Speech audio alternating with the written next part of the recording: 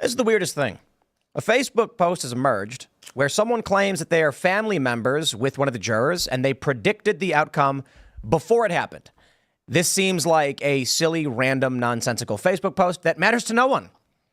But apparently the judge thinks it may be real, submitted a letter to both parties in the Trump trial. It's over already, showing this message, removing the MAGA crazies quote from it. We'll read the full quote for you. And now many people are speculating that the judge, with insider information on the jurors, may actually believe this is real. Otherwise, why would they submit this letter to both parties? There's a million and one reasons why this may be the case. I have to wonder what the is going on. Some are suggesting that Democrats realized Trump's improving in the polls and making tons of money, so they're trying to undo this and walk it back. Maybe. Or maybe they're trying to trigger a mistrial to force Trump once again back to New York for another multi-week long trial to jam him up so he can't campaign. We'll see. We'll see. It seems very odd because the Facebook post could very well just be fake. But I don't know. People are giving their reasons. So we'll talk about that. Plus, we got a bunch of weird stuff. I mean, the Hunter Biden prosecution has rested. We've got left-wing activists calling for the extermination of Republicans in response to Hunter Biden being criminally charged for buying a gun while being a crackhead. It's the weirdest thing. And then you got NATO preparing for a full-scale invasion of Russia. So, okay, that's not fun. But we'll see how it plays out. And, we'll prep. Head over to castbrew.com. Buy coffee. We got Alex Stein's Primetime Grind. We got Ian's Graphene Dream. If you'd like to support the work that we do, you can pick up our coffee over at castbrew.com. And also head over to timcast.com. Click Join Us. Become a member. Support our work directly. As members, you get access to our Discord server where you can hang out with like-minded individuals, submit questions, and call into our members-only call-in show. That's Monday through Thursday, so we will not have one up tonight. But this show's only possible thanks to you as members. So timcast.com, click Join Us, and we could use your support. Smash that like button, subscribe to this channel, share the show with your friends. Joining us tonight to talk about this and everything else is Christina Urso. Thank you. I'm Christina. I'm an independent journalist, content creator. I go by Radix Verum on YouTube. I am at Not Radix on Twitter. I am currently directing and producing my first documentary, Kidnap and Kill, an FBI terror plot on the Michigan Whitmer Fednapping hoax. You can watch the trailer, support the film, and learn more about it at knkfilm.com. Awesome, Christina. I'm looking forward to hearing a little bit more about that Whitmer case. I'm a journalist here at Timcast News, CNR News, a lot of Yahoo. Hannah Claire, what's up? Hey, I'm Hannah Claire Brimmel. I'm back. I'm also a journalist with SCNR News. That's Scanner News. Follow all of our work at Timcast News. I think Elad's going to have some cool videos going up tomorrow. Yep. Hi, Serge. Hey, guys. Let's get into it. Your camera's all weird, though. Yeah, I just used the wide shot. Oh, okay. Well, there you go. There you go. All right, everybody. Here's the story from NBC News. It's a weird one. Judge in Trump's hush money case raises questions about social media post claiming to preview jury verdict. Judge Juan Merchan asked prosecutors and Trump's defense team about a Facebook post that appeared to preview. To preview? You mean predict? NBC News, what are you doing? Today, the court... actually, let me just see if I can pull up the letter itself. This is from Brianna Morello. She has the actual letter. So it says, Dear Counsel, today the court became aware of a comment that was posted on the Unified Court System's public Facebook page, and which I now bring to your attention. In the comment, the user, Michael Anderson, states, my cousin is a juror and says Trump is getting convicted. Thank you, folks, for all your hard work. The comment, now labeled as 1 week old, responded to routine UCS notice posted May 29th regarding oral arguments in the 4th Department of the Appellate Division unrelated to this proceeding. The posting entitled The Appellate Division, 4th Department will hear oral arguments this morning at 10, and the comment are both viewable, and then here's the link. And this is signed by Judge Juan Merchan. It's weird that we're getting this. Now, Mario Nawfal has a great post. He says, Judge Merchan edited the Facebook post copy, which is weird. He did. Here's the actual post. Michael Anderson said, thank you for all your hard against. This is an intentional error. I'm saying I'm reading verbatim. Thank you for all your hard against the MAGA crazies. My cousin is a juror on Trump's criminal case, and they're going to convict him tomorrow, according to her. Thank you, New York courts. Then responded, now we are married. One person, that lopsided free speech, then said, well, you just implicated your cousin in a crime if what you say is true. It is against the law for a juror to discuss the case before it is ended. Thank you for shedding light on your cousin's actions. I don't know if this post is real. Some random person we don't know posted some stupid Facebook post. Why is the judge highlighting this and sending the letter to both parties? It only would benefit Trump. And if this is a legitimate legal proceeding, then Trump's lawyers can now argue for a mistrial, I guess. I see this, I crumple it up, I'd throw it in the garbage. I'd say people post stupid things on the internet all the time. What do I care? Some are suggesting, because the judge knows who the jurors are, that the judge has been able to verify that this person is in fact in some way related to one of the jurors, and thus there's legitimate grounds for a mistrial. I don't know that's true, but the question then is, why did the judge send this letter? There's something really funny about all of this being disrupted by someone's like semi-boomery relative on Facebook making a comment. I think he has to alert the jury of it to keep the idea that this is a legitimate and trustworthy court up. You know, the internet sleuths are never going to let it go. It's already dated a week old. So if he doesn't, if Manchin doesn't get out in front of it, it's going to look like they are actively suppressing something that could affect the trial. But again, like, watch out for your relatives on Facebook, man. They could bring down everything. I'm no lawyer or legal expert, but I do think it's significant that the judge was bringing this up and thought to mention it at all. I'm hoping it's an elaborate troll, though, because that would be the funniest. Elaborate? I mean, elaborate enough to get on the news and have to. But not even. Or are there multiple comments? Because even the emojis in the comment in the copy that Manchin sent out in the letter look different than the ones that are used in the screenshot we have. bizarre. Like, is this like one guy's relative who's like commenting on all of these things? According to an article by Fox 5, it says the profile for Michael Anderson has little publicly available information, but the user identifies himself as a trans-abled and professional S-poster. Yeah, so there you go. Right. So why is the judge entertaining this? Which makes it weird, though, because typically they would investigate this stuff anyways before it would ever make it out to the news. Like, they would have already investigated this and looked into it. This is weird. I don't know what it means. So what NBC News is saying, when a defendant who has been convicted by a jury but has not yet been sentenced learns of alleged jury misconduct, he can move to set aside the verdict under New York criminal procedure law. If a defendant can prove that jury misconduct may have affected a substantial right of the defendant, the remedy is a new trial. That's bad for Trump. A new trial means that he once again will not be able to campaign and will be stuck in New York. They'd lock him down for another 6 weeks.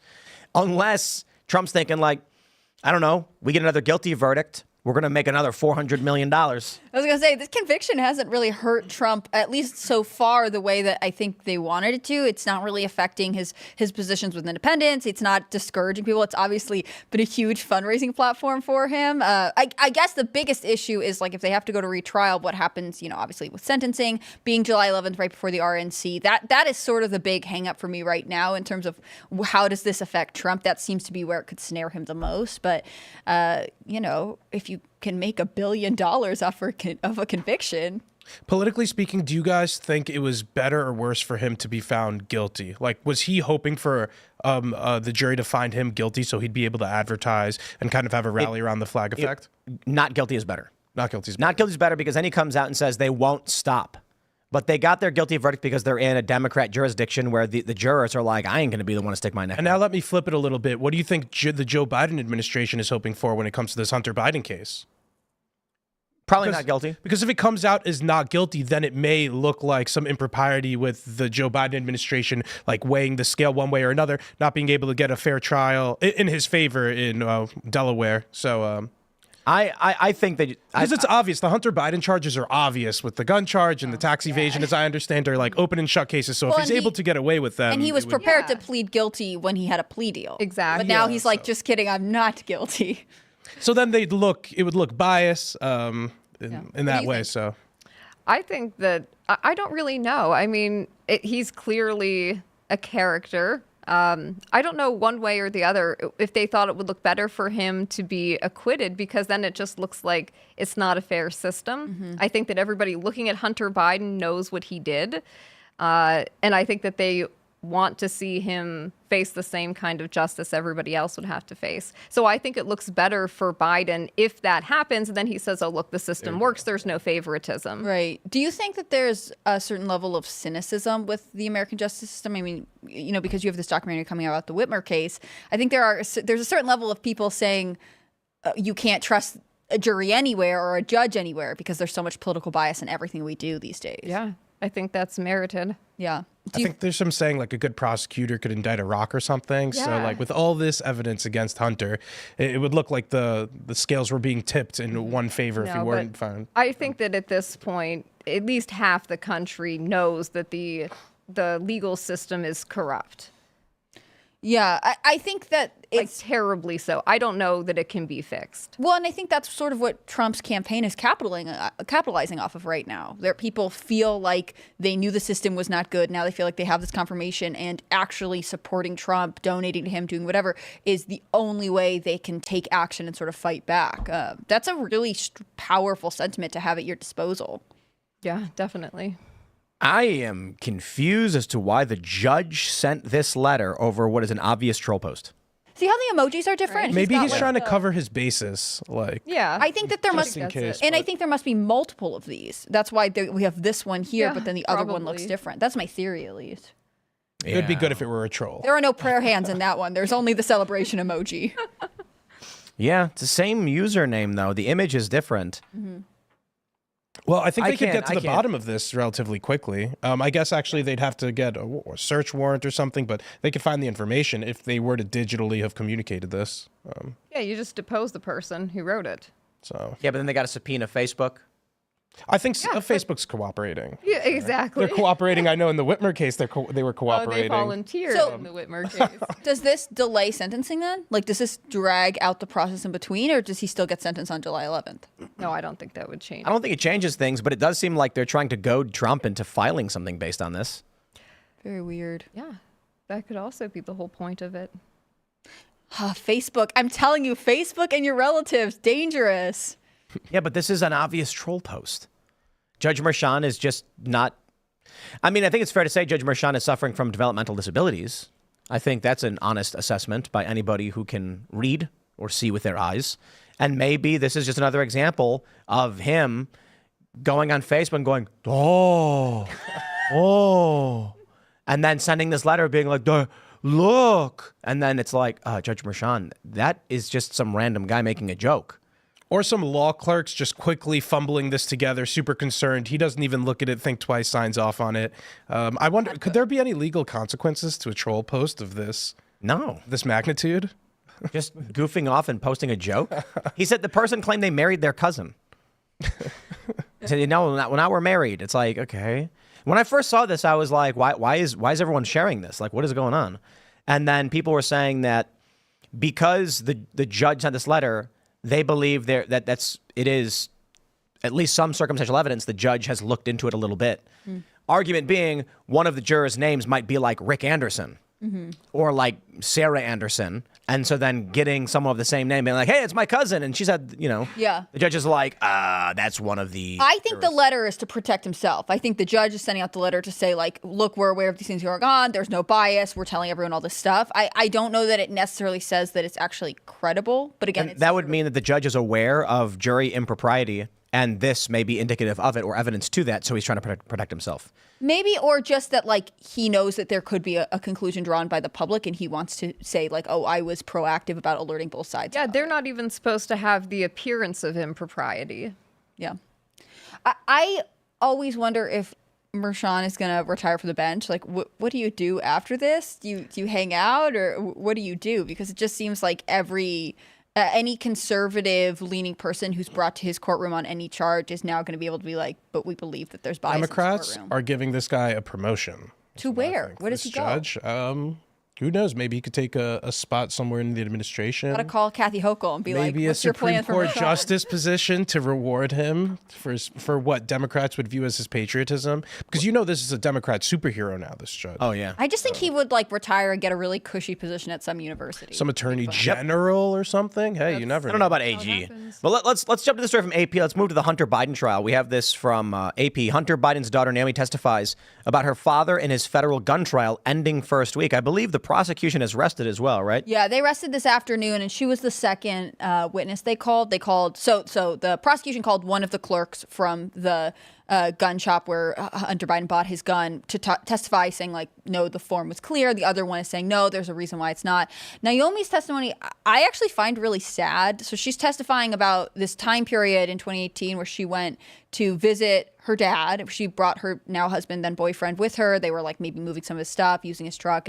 And she basically is saying like, I didn't see any drug paraphernalia. I was really proud of him for like dealing with his addiction and stuff like that. And there's something about it to me that is just like, man, I'm so sorry. Like, I don't think the Biden family is, I think obviously there's a lot of skeletons in their closet and stuff like that. But there's a moment where like your daughter is having to come to your defense and be like, no, he was trying really hard. And then you know that he's like actually sleeping with like your aunt who just lost her husband. He's wrecking that family. He's going to go on addiction again. Like, he's just such a chaotic person. It makes me sad for a lot of kids in America who grow up with parents who are just completely consumed by addiction. Free Hunter Biden. Hunter Biden should not be criminally charged over this. And he should be criminally charged and investigated over Burisma and things of that nature. But it was one of our super chatters last night who made the point that the national instant background check system requires self-incrimination. It's a violation of the Fifth Amendment. And the only reason Hunter Biden is being charged is because he refused to self-incriminate. I agree. Well, and completely. I really wanted to hear more from sort of the 2A gun rights community on this case. Because again, it does seem like something they would be like, except for the fact that his last name is Biden, we don't think you're being treated fairly. You know, this is such a messy trial. It's interesting hearing Abby Lowell, his defense attorney, one of his arguments is like, well, he did not think of himself as an addict, and the form is phrased in present tense because Hunter Biden had just completed this 11 days. Yeah, no, but they had evidence that he did crack like that day or something. Oh, yeah, and the texts say he was like searching for drugs, but the argument is like he was sober, bought the gun, then did some more crack, relapsed, which is also sort of like, that's your best defense. Like during opening statements, they have, sorry guys, I spent a lot of time reading about this week. They have, you know, the prosecutors played clips from his autobiography, which he narrated describing his life in drug addiction. And Lowell, his defense attorney, was like, well, because the book came out in 2021, his mindset at that state is not the same as his mindset in 2018. So he really didn't think of himself as an addict. And so when they asked him on this forum, are you a like, it's a very weird defense. Honest. On principle, I kind of do agree that he shouldn't be charged, but if that is what the laws on the book show, then it's what has to go forward, because then the double standard wouldn't be held if the shoe was on the other foot. Well, I mean, peacetime Tim says you shouldn't charge him, but wartime Tim says I am for this, and I think he should get life in prison. I think it was a similar strategy with how the Democrats were with the Stormy Daniels case against Trump. It was really a PR battle more than I think what it had to do with the actual charges. This case is the same way. It's a PR and political issue for the Bidens and how they're doing this and how some of these details are being brought up. There were complicated dynamics on display. Haley Biden, who was married to Beau Biden, the president's elder son, was summoned by the prosecution to relive a portion of her life where she called it a terrible experience. She bonded with Hunter Biden over the tragedy of her husband's death in 2015. Yeah, and she says that he got him hooked on crack. She eventually got him hooked on crack. So he got her hooked on crack. Yeah. So again, these are the details that they're drudging up that really is the issue for Biden. One other big picture thing here is this is in Wilmington, Delaware, where the Bidens are extremely popular. Joe Biden's been elected to Senate there like a dozen times or something. So the Bidens are extremely popular there. Jill Biden's coming to the courthouse there. It's tough to see how a fair trial would be given there, given the community's biases towards the Bidens, because the Bidens are a big name in Delaware. And Biden has said multiple times, but he just reaffirmed this during an interview when he was in Normandy, saying, you know, it's really simple. He just responded with the word yes, but he was asked, you know, would you pardon Hunter, or is there no possibility that you would pardon Hunter if he were convicted? And he says yes, like I won't pardon him. And then he's asked, you know, will you respect the outcome of the jury? Obviously this is kind of a dig at Trump from the ABC News reporter, but Biden says yes. And so there's a cynical part of me that's like, he's saying yes because he knows Hunter's not going to get convicted. But there's also a part of me that is like, well, you've made this big deal out of how you're not allowed to say things are unfair and this, that, and the other. So you have to say yes, you're going to respect the system. Apparently Biden's in contact with Hunter every day. They talk on the phone, this, that, and the other. You know, he put out one statement saying, I won't comment on a federal prosecutor, but I'm proud of the man my son is, and this, that, you know. In Wilmington, I'm not surprised Delaware, Biden's proud of that. In 2020, Biden got nearly 27,000 votes, and Trump only got around 3,500. So just to trying to understand where this is a jury of Biden's peers. How is Delaware and Rhode Island, how are Delaware and Rhode Island states at this point? You know what I mean? Just barely hanging out. I had read this article or read this data from, after the census every 10 years, they put out a thing being like, here's the ways that we have errors. And I think Rhode Island was supposed to lose a congressional seat. So they only had like one, but there was an error in the population. So they got to keep two or something like that. It was really weird. The trial of Hunter Biden, again, I don't feel like I know enough about gun law to be able to comment. Like, it does seem like the kind of thing that people who are very pro gun rights would be saying this is unfair. And I think some of the questions that Abigail are raising, while weird and sort of nitpicky, kind of make sense. On the other hand, Hunter Biden openly admitted to being an addict. This has been a big part of his narrative journey. He's talked about it in his autobiography. And I don't know that the Biden family has ever really addressed this issue in a way that is sympathetic enough to the American people.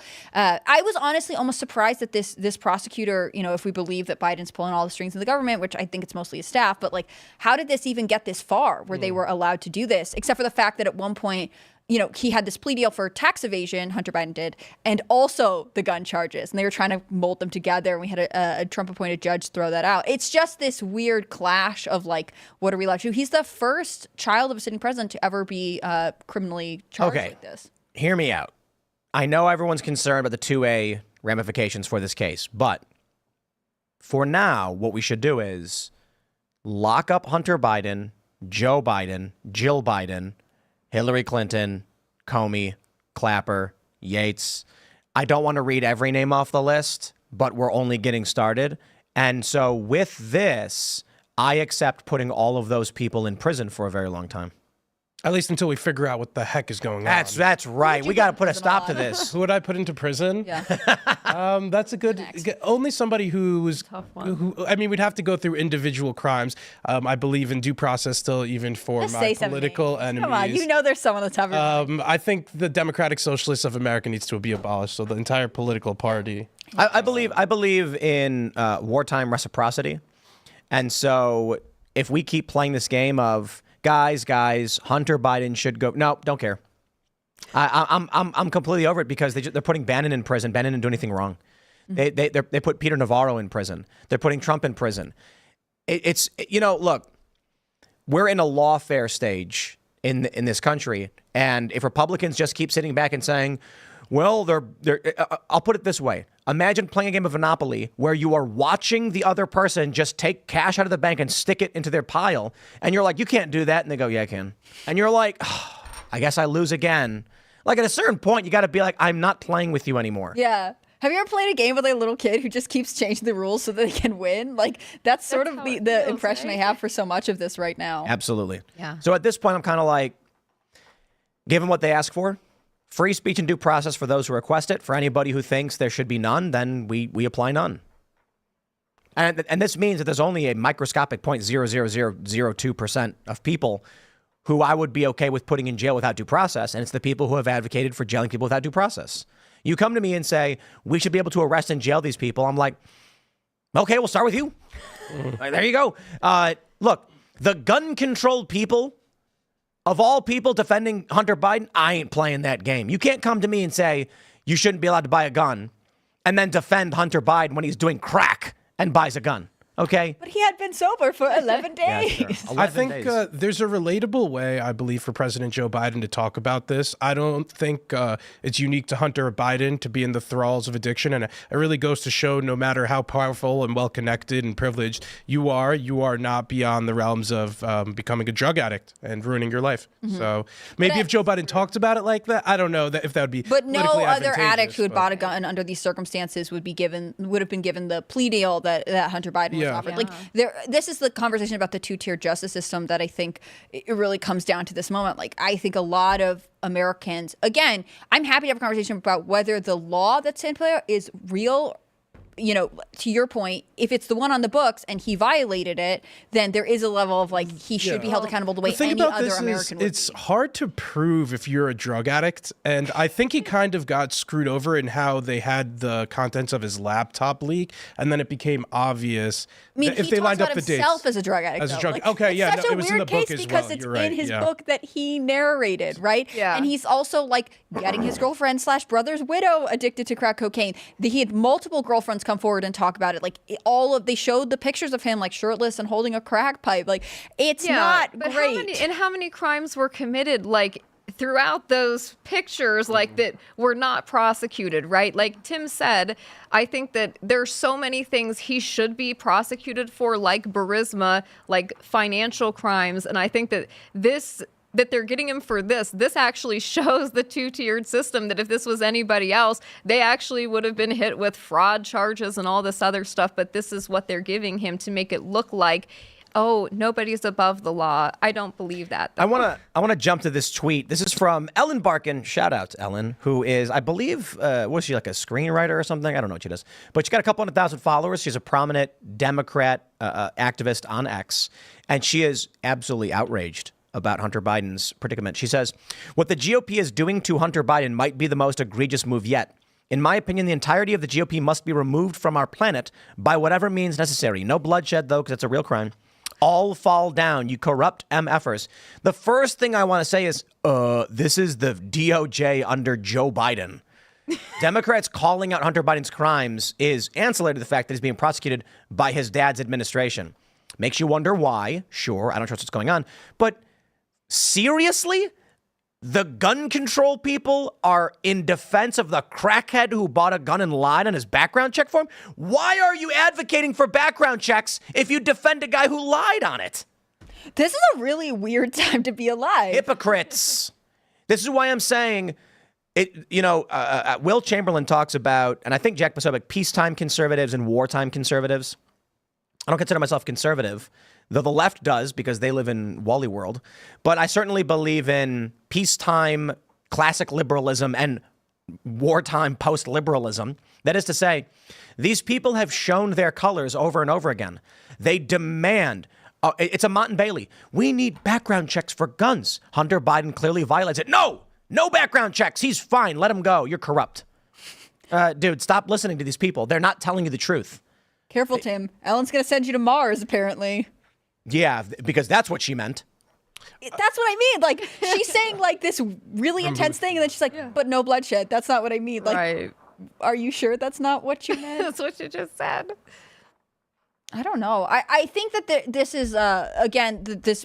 I talk about it sometimes where there are people who are so committed to being Democrats and being part of the progressive part of the country that they don't actually think about their values or ideals. And so she doesn't care that it's a gun charge. She doesn't care about anything. She just cares that anyone with the last name Biden should not be persecuted in any ways. Like, forget all the details. Yeah. And that is weird. I mean, even, you know, I think you could say the same thing. There are some acolytes for Trump who would say, you know, he could never be touched by anything. But in this case, like, this is Joe Biden's administration that's in charge of this. Again, I'm sort of surprised that this was even allowed to be brought to trial. Maybe it's just that his crimes are so egregious. Maybe to your point, they're saying, oh, we'll let him get a nice little plea deal on these issues and we'll ignore all the other ones. Like, it's hard to tell, but it's sort of illogical hysteria that's going to plague a lot of American politics, especially going into the election. I've been saying Democrats are a zombie horde. Right? Some of them are lich kings, meaning they are undead and cognizant of the world around them, and others are just zombies marching forward at the command of the puppet masters. These people have no idea what's going on. They don't understand any basic morality or moral philosophy. They have none. Their claims, their desires, their policies are non-existent. One day, women is offensive, so they say Wimixin, I'm not kidding, with an X. And then the next day they say Wimixin is exclusive because trans women are women, so just say women. There is no functioning logic behind their desires. It is just chaos. Yeah. I guess the issue here also becomes the weaponization of the DOJ. And once we start seeing Trump be indicted, we're going to see Democrat presidents in the future be indicted by ambitious Republican AGs. Trump allies have been sentenced to prison time, many of them. We spoke about Bannon last night. Trump hasn't been sentenced yet, but Peter Navarro, in the past, Paul Manafort, Papadopoulos, Roger Stone. It's a long list. So if we see a sort of tit-for-tat escalation here is the real issue. If Trump seeks reprisals when he gets elected, which I think he alludes to sometimes in a kind tone. And then the Democrats like clutch their pearls. They're like, he's saying he would lock up his political rivals and opponents. Right, because what that's have you what guys been happened in doing since 2016. 2021? Can someone like, you probably don't have enough characters to make this list, but could we get a list of all of Trump's associates who have been falsely charged and imprisoned? Well, I think it's like a flimsy charge is what people really believe. Because in Steve Bannon's case, contempt of court has happened in the past, but contempt of Congress has happened in the past. But Bannon's the one who gets sent to prison for it. Navarro's already in prison. Navarro's the same, too. right? I'm looking. The former Trump Alan advisor. Weisselberg? 4 months after, convicted of contempt of Congress for defying a subpoena related to January 6th. It's funny because there are really long lists of people, like Forbes has one, Newsweek has one, but they also stopped tracking them after a while. Like if you Google this right away, which I just did, because I used to pull these names pretty regularly when I was reporting, and it would be like 11 Trump's associates. But that one is CNN from 2021. Like they stopped updating their list because they just got so ridiculously long. Insane. Hillary Clinton committed a crime by having a private server where there was government and redacted files that she shouldn't have had on private servers, and then destroyed all the evidence with software. They could have gone after her, or they could have had her throw somebody under the bus if they wanted, but Trump chose not to prosecute. His whole campaign was about locking her up, chose not to go through with it in the idea of unity, I guess, but it seems as though the Democrats do not hold back in not only indicting Trump's allies, but Trump himself. Trump thought, I won, I'm the president, now I can be in charge. And he had no idea what he was up against. He should have listened to Schumer when Schumer said the intelligence agencies got 6 ways from Sunday from coming after you. Trump wasn't paying attention.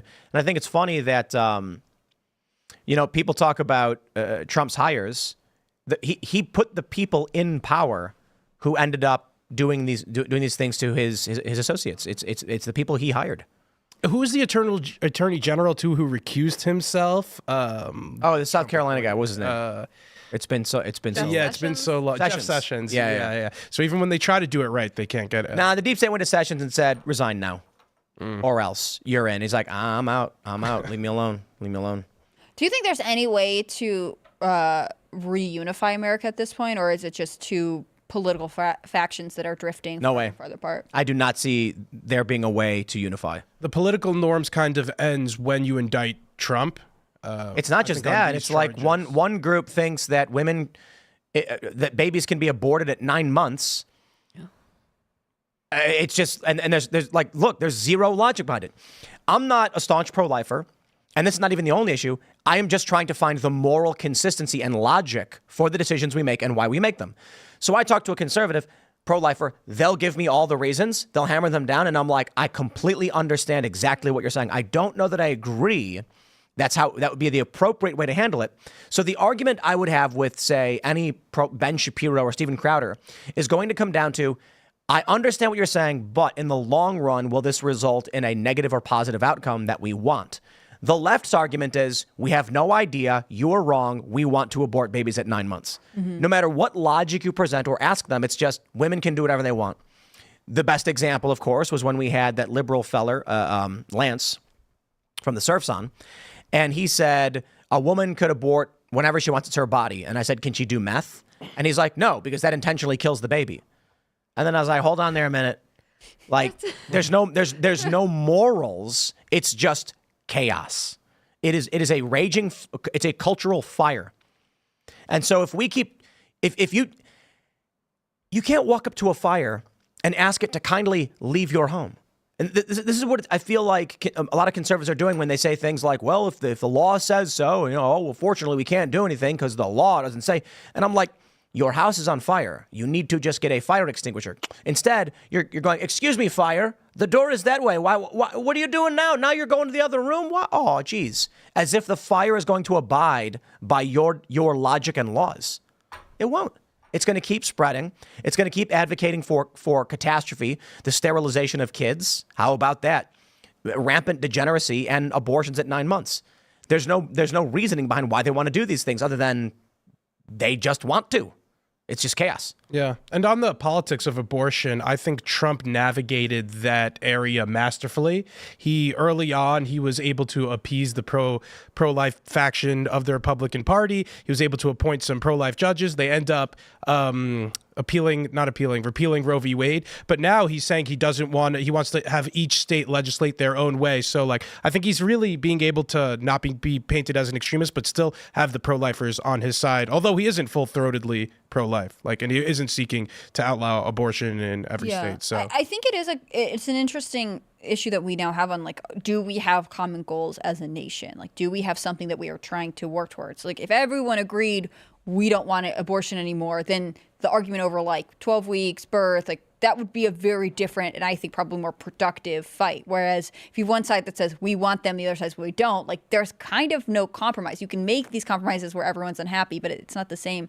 But I generally think that this split is deepening all the time. But there are moments where I'm like, maybe there's some hope out there. I don't know if you saw this. Sorry, do you want to? Yeah, I have the same feeling.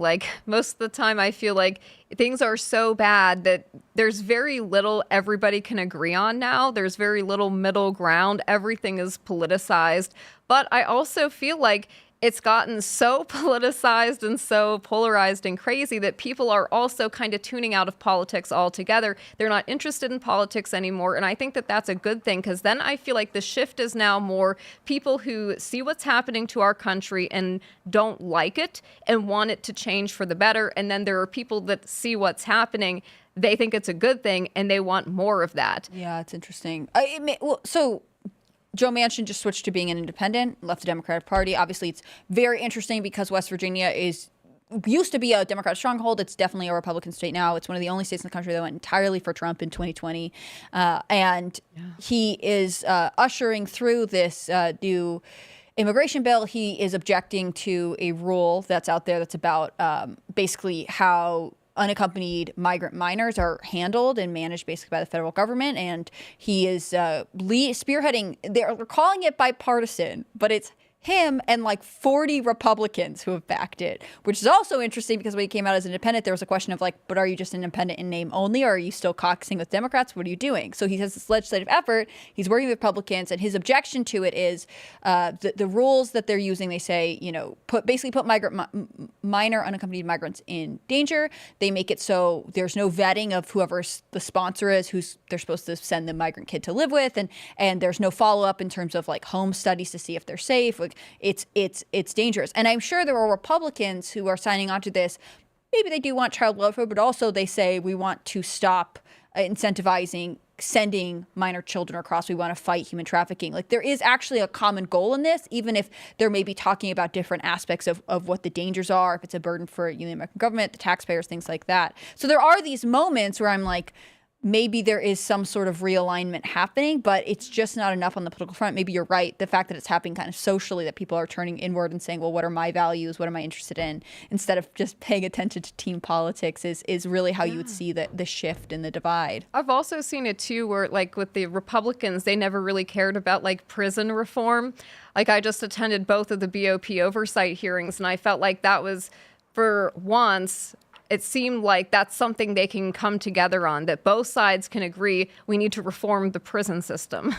Yeah, it's interesting. No, because Trump did some prison reform and then got wailed on it for it because it was bad. I feel like Republicans in principle aren't the party of prison reform. They're not. They don't care about solitary confinement. And it's crazy because we have the political prisoners.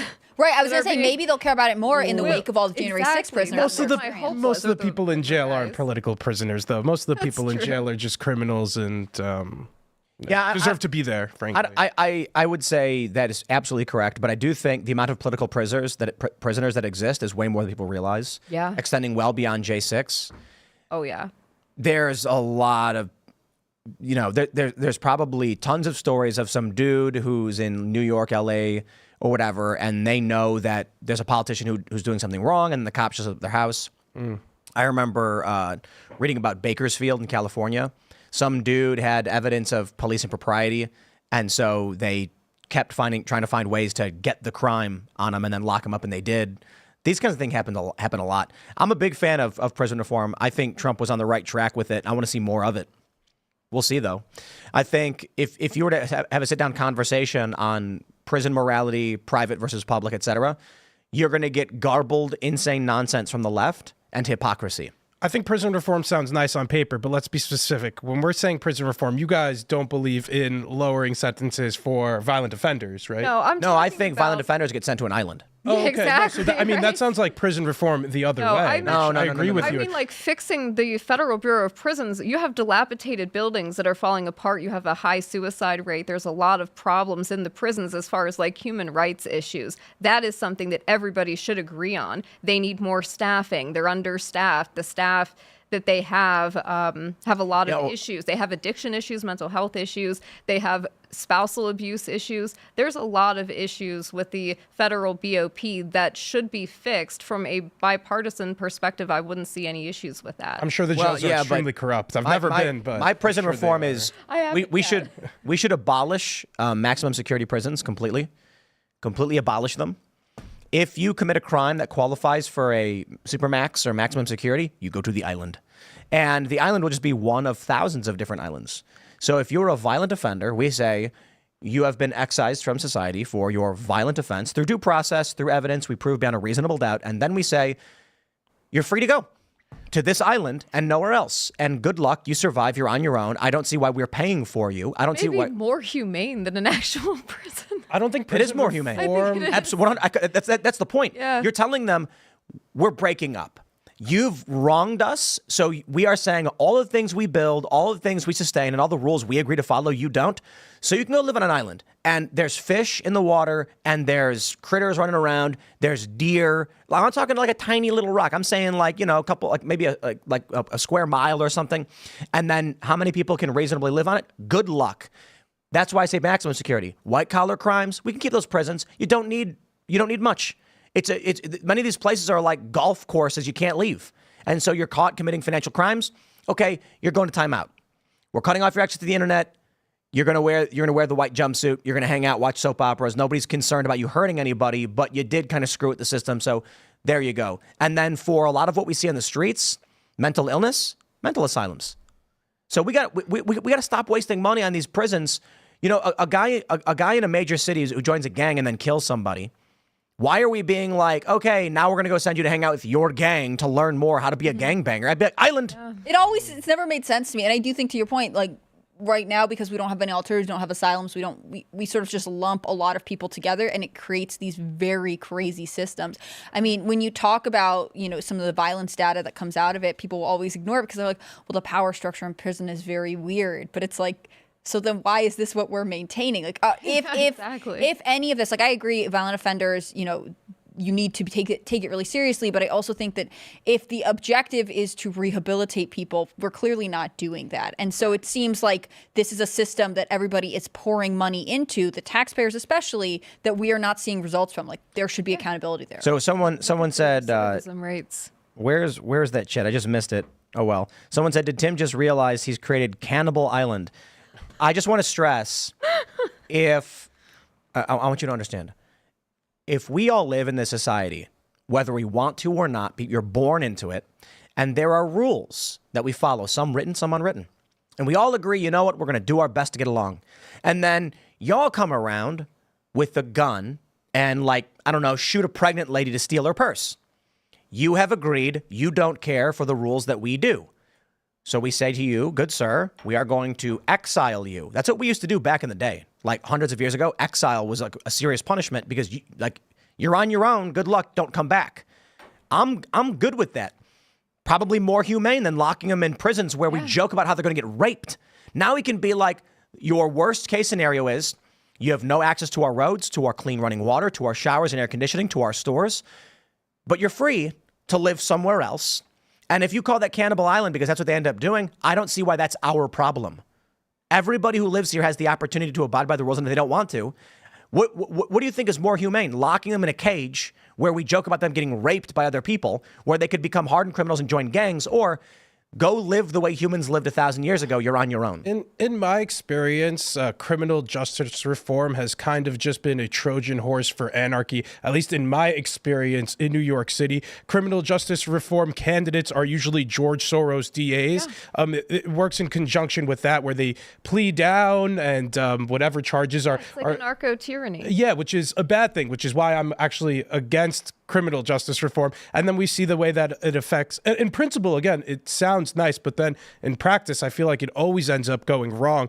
It ends up to things like bail reform and cashless bail that we have now in New York City, which again, in principle sounds nice, but leads to more violent crimes happening on the streets. So like on principle, I think it sounds nice, but in practice, Tell me how my prison reform would not result in a reduction of crime. It's it's used as a euphemism, though. The politicians who say they are for criminal justice reform are George Soros. I get it. Yeah. Then I totally stop get that. using their language. Okay. If the ideas we're attempting to convey are how do we fix the prison system, don't use the language of the left, and then we need law and order DAs. We need not DAs focused. I on don't criminal think that justice solves the problem. I think the idea of taking a 17-year-old kid who murdered someone to join a gang, putting him in a prison where he then joins the gang, which is in there, Learns to be and they better say, criminal. here's how you work in the system, here's how you work outside the system, here's how our gang operates inside and out. Part of the gang operates inside and makes money doing so. I'm like, there's a reason why these people don't fear prison. Because prison is just another component of how their gang operates. If the alternative is island, I'm with you. If the we go. alternative is, which is what most people do when they talk about criminal justice reform, is only giving him 10 years or 15. What about bringing back like medieval forms of like they used to have the stacks, they used to have other things. We could really be creative about this. I think I disagree. No, but for real, like for people who were non-violent offenders or drug offenders, they throw them in prison. They don't get the rehabilitation that they need. Why not do something different, more creative? I think the island is the most humane, and I think the island makes the most sense. The reason being, if someone is innocent, all you're really doing is saying, like, we're breaking up. Like, I'm not going to give you my stuff anymore. So the worst case scenario is it does suck to get exiled, but if you're innocent, at least no one's putting you in the in the stocks or whatever. No one's locking you in a box where you might get raped. You just have to figure out how to make a fire. And, I do think, I'll clarify this too, because I was talking yesterday. The island doesn't just mean a desolate island. I'm talking about very, very basic infrastructure. We figure out how many people can reasonably be sustained on it. And there's a big building with like bunks. And then you guys sort it out. You want to be violent? You want to kill some woman because you stole her purse? You guys can go figure out. You want to join a gang? But so how about this? This is what they do. These gangs will go to a minor, a 15-year-old. They'll give him a gun and say, this guy is on our hit list. You go take care of him because you're only going to jail for 3 years. And then when you get out, because you'll be a minor, here's what you're going to do. You're going to say, the gang made me do it. Then they're going to put you in juvie for a couple years. You get out, then you're one of us. How about this? Sorry, dude. Island. A 15-year-old. Island. You killed somebody. Well, I suppose it's fair to say if you're a juvenile, there will be still some extenuating circumstances for, do we really blame the kid? But we cannot let that kid join the gang and go back to where they came from. So then I think the answer would be, for juveniles who do these things, they get exiled to other parts of the country and they have no communication orders with those other people or something like that. But I think for any adult that's engaging in this behavior, if you were to ask me, it's like, hey, you've been falsely accused of a crime. You can get locked in a box where people are joke about how you're about to get raped, or island. I'd say island. 2 seconds. I will go fish. I will fend for myself. Right. So the issue with medieval forms of punishment, which gets into the cruel and unusual, which I don't necessarily agree always is that sometimes there are innocent people that are wronged. But I'm not wronging you. I don't think our society is wronging you by telling you that you're not welcome here anymore. Like if someone goes in your house and takes a dump on your floor, you can kick them out. Right. It's like saying it's a privilege to be a part of our community, and if you abuse that privilege by violating our laws or, attacking other people, you don't get to be a part of this. I will say this. I can tell you this for a fact. One guaranteed way to reduce crime would be to make the punishment for aggravated crimes. You are paraded around the city in a diaper. You are made to crawl and goo goo gaga and say, I'm a stinky baby, while everyone gets to film you. I'm not kidding. Mm-hmm. When I'm hanging out with these kids, I'm in LA or whatever, they say things like, I haven't gone to jail yet. They do not fear jail at all. But what I can tell you is a lot of the shootings that happen, in, which we think is gang violence, is actually honor retaliations. Some guy goes on social media and insults another guy, so him and the boys show up at his house and they get revenge. They say, don't you like insult me, right? These guys would not engage in a crime if they knew the punishment was they're going to be blasted out on TikTok and Facebook and Instagram in a diaper, being made to crawl and told to beg in front of all the people pointing and laughing at them, saying, goo goo gaga, I'm a stinky baby. They'd be like, dude, I'm not getting caught, dude. I will not do that. That is it. You will never be hard again. You will be made fun of. You will never escape that for the rest of your life. That would terrify people. I'm not advocating we do that. I'm just explaining the current jail system is not a deterrent. It does not disincentivize. It sounds like what we used to do to the tax collectors, the tarring and feathering, almost. Kind of a version of that. It is, yeah. I just think like there's a lot of young guys who they want street cred. They go to jail and they brag about what they've done. Ain't nobody going to be bragging if they're like, I know what you did, goo goo gaga, me stinky baby. Right. Like, dude, you got no cred anymore. It's shame as a deterrent because otherwise you say, oh, yeah, I did this crime and then I made it through prison and I'm so tough and whatever else. You're kind of reinforcing this image that they have created for themselves and they need to project to be involved in, criminal activity. For a lot of these people, going to prison is a point of honor. They get tattoos. They mark down how much time they've done and they brag to each other. You don't know what you're talking about. You haven't done time. Well, take away his time and put him in a diaper and see how much he brags about it. He's going to be like, look at my Instagram feed. Look at me wearing that diaper. You don't know what I've been through. People are going to be like, dude, are you kidding? Nah. No, but they'd be terrified for that to happen. And you got to make sure you're changing it up. It's not always the putting him in a diaper and making him crawl through the street. It's just varying things like that, I think there's something about our justice system that we don't do cruel and unusual punishments, and we give people some basic rights. And even some of the worst criminals in our country, we're not willing to. We barely do the death penalty. It's unkosher in most states. Even in Guantanamo Bay, we don't even kill the people who we think are some of the worst criminals in our.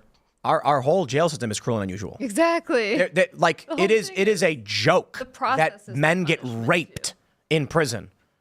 Yeah. I think rape in prison is wrong. It's cruel. The fact that we know it happens as a society, people laugh about it online, shows that our system is cruel and unusual. It is in violation of the Constitution. The whole If thing. that's the case, I tell you this, which would you prefer? 10 years in a maximum security prison, or you got to put the diaper on and we're going to parade you around and you say, goo goo ga, I'm a stinky baby.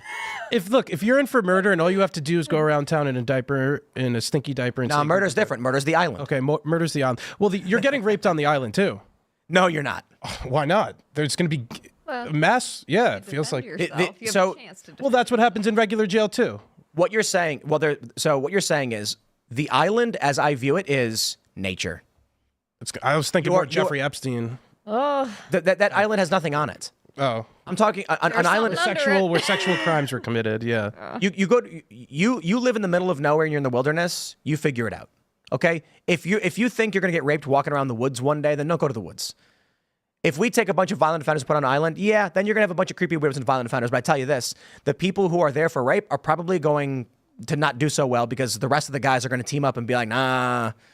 So the reason I bring up the island thing is because there's already been research on it. And it's dramatically reduced criminal behaviors.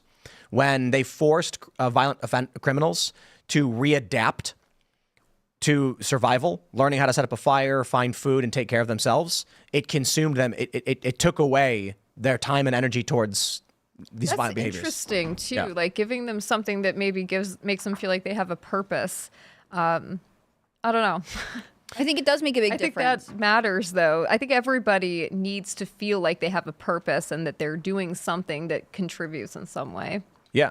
When people have no choice but to work to survive, then it changes you. Yeah. Because you're not going to, on an island where there's like, let's say there's 10 guys and they're fishing. You can try and steal someone's fish, but then they're going to fight you and you're not going to be able to do it. So it's like, now you're in this position where you're the only people who are around you are people who can fend for themselves for the most part. You don't have easy victims anymore. Let's jump to this next story. We'll have some fun with it on this Friday night. From the Post Millennial, Chelsea Handler said she had to remind 50 Cent that he can't vote for Donald Trump because he's black.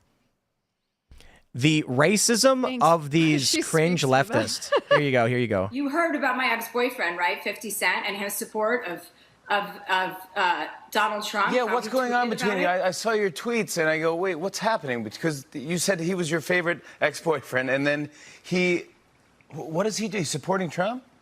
He says he doesn't want to pay 62% of taxes, which, by the way, isn't a plan of Joe Biden's. That's a lie. So he doesn't want to pay 62% of taxes because he doesn't want to go from being 50 cent to 20 cent. And I had to remind him that he was a black person, so he can't vote for Donald Trump, and that he shouldn't be influencing an entire swath of people who may listen to him because he's worried about his own personal pocketbook. So I haven't heard back from him yet, but I am willing to, seal the deal in more ways than one if he changes his mind and publicly denounces Donald Trump. I might be willing to go for another spin, if you know what I'm talking about. There is nothing like wealthy, liberal white women. I mean, she's completely wrong because we know for a fact that Biden announced a tax plan not that long ago that would spike almost all taxes through the roof. This is Forbes, May 7th, 2024. They literally just updated right now. Under Biden tax plan, capital gains tax will exceed 50% in 11 states. This isn't the only story, because we covered this a while ago. This is, I don't know what to tell you. Chelsea Handler is a low cognition human. I try to be academic in my insults, and she has no idea what she's talking about. 50 Cent does. He does not want to pay exorbitant taxes, so he'll vote for Trump. So Chelsea decides that she should be racist, I guess, and tell him that black people aren't allowed to vote for Donald Trump.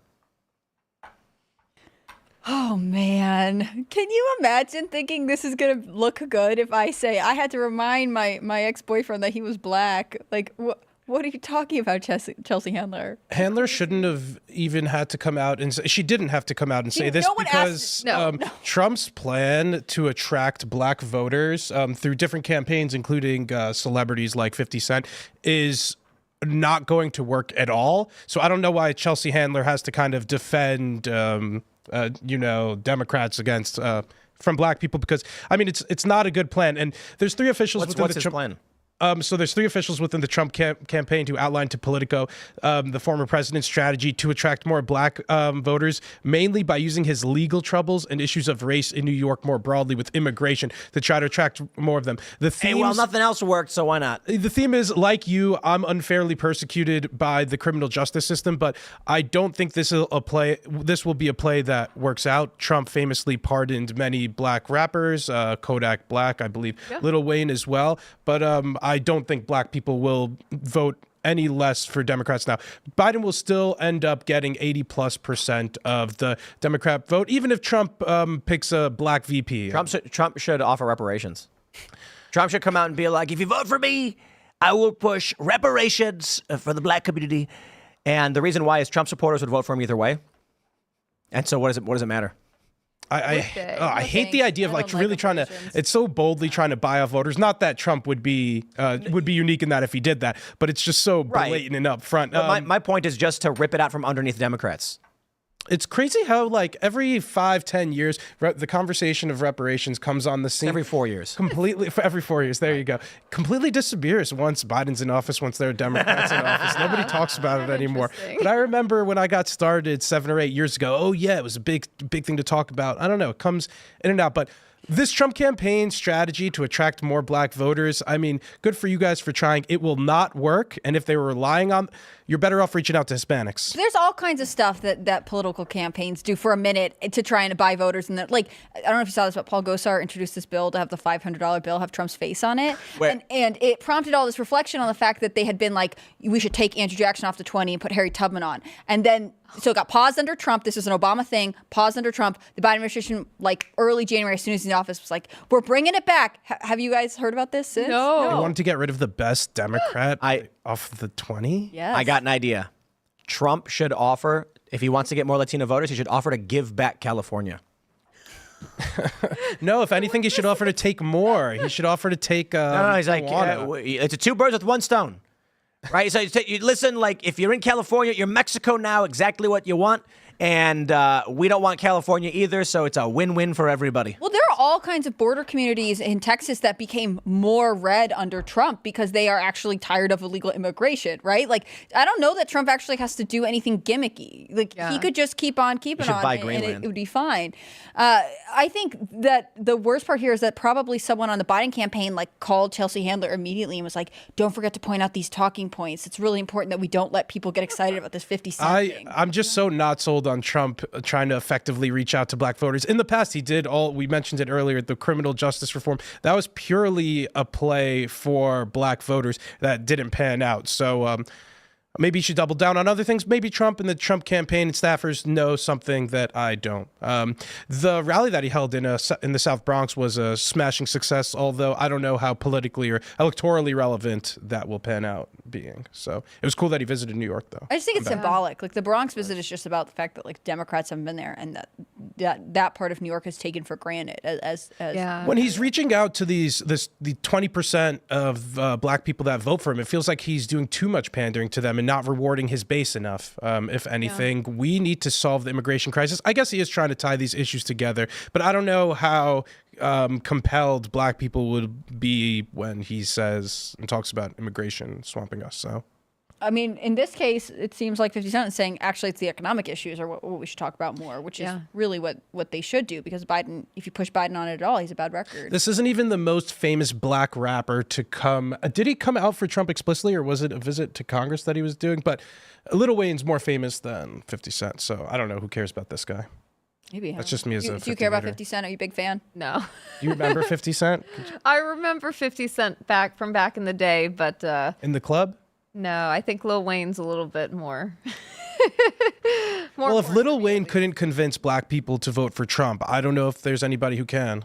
I mean, 50 Cent endorsed Biden last time, so maybe the fact that he just is converted now is the bigger story here. I think we're beating around the bush of how totally irrelevant celebrity endorsements are. Nobody's being convinced by Chelsea Handler saying anything. Like, nobody. What moron is being convinced by 50 Cent? It's like, oh yeah, 50 She could Cent have said not it. talked about this. Like, basically what she's saying is like, I'm still thinking about my ex-boyfriend and I'm sad that he's a Republican. Like, I didn't know they were a thing. I don't guess I they didn't were. know that, but that makes so what much she's sense. highlighting is though. that she's actually kind of alone. I worry about people like Chelsea Handler. How old is she? Ooh, she's in her 50s. Right. She's a single 50-something-year-old woman. 49. She's 49. Really? Are you saying she looks bad for her age, Hannah Claire? I thought she was She does, older. actually. I thought she was 58 or something. That's a really Right. pixely picture of her too. On But either way, it's like, you know, I remember when she talked about how she wakes up, does drugs, masturbates, goes to bed, wakes up, does drugs again. And Ben Shapiro was like, she's miserable. She's absolutely miserable. And I was like, I don't think so. I think she's very much in the moment and happy. But she's headed towards the epitome of nightmare scenarios for a human being. You know, it is sad, but it is reality that as you get older, you have less and less friends. Relationships become harder to maintain. And friends and family begin to die. It is a reality. So, you know, everybody's gone through it. I don't know when the first time it happened to me. I think I was a teenager. I was like 18 when we found out one of our neighborhood friends had died from a drug overdose. And it's like a crazy thing when you realize you will never see them again. You will never hear them again. It's like you don't really get it when you're a kid because you haven't been around, you've been alive that long to witness these things. Maybe you had a pet die or something like that. And then you get older and it happens quite a bit. And then you end up getting messages from friends be like, hey, man, how you been? Just want to let you know, Rick passed away. A friend of mine he died in his sleep. We don't know how. He was like 37 years old, a kid from my neighborhood. You know, understanding these things, the one thing that is always there for the average person throughout human history is that they have families. They always did. Everyone alive today had a family. Now, you may have been detached from your family, but everyone had a family. If you don't have kids, you will be the first life form in your entire genetic lineage to not reproduce.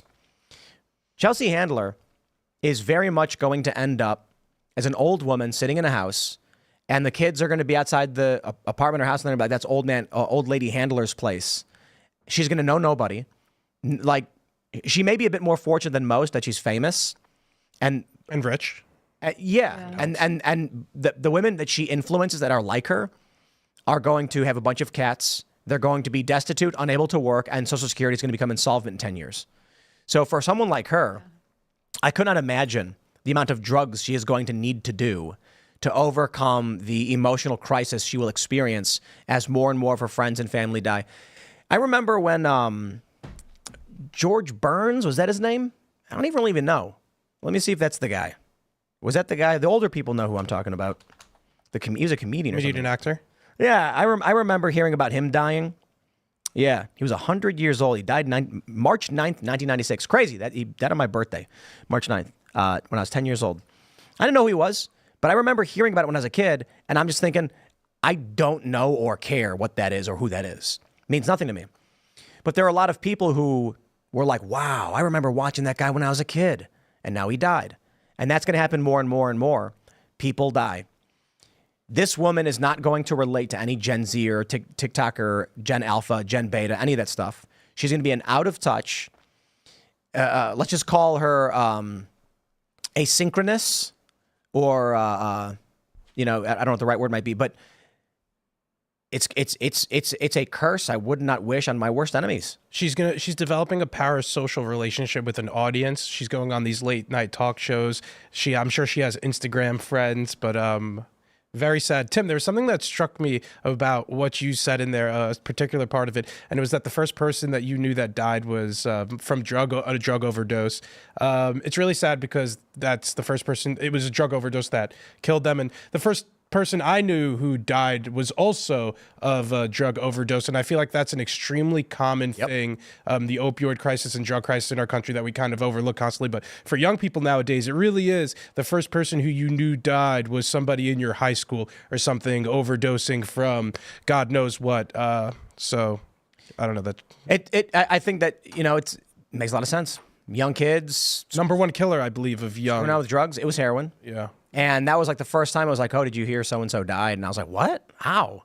And, a lot of people do have someone where it's like a kid had a medical issue, but it's like young people don't die at the rate older people do. But now once you're in your 30s, and I know everybody listening, they know it.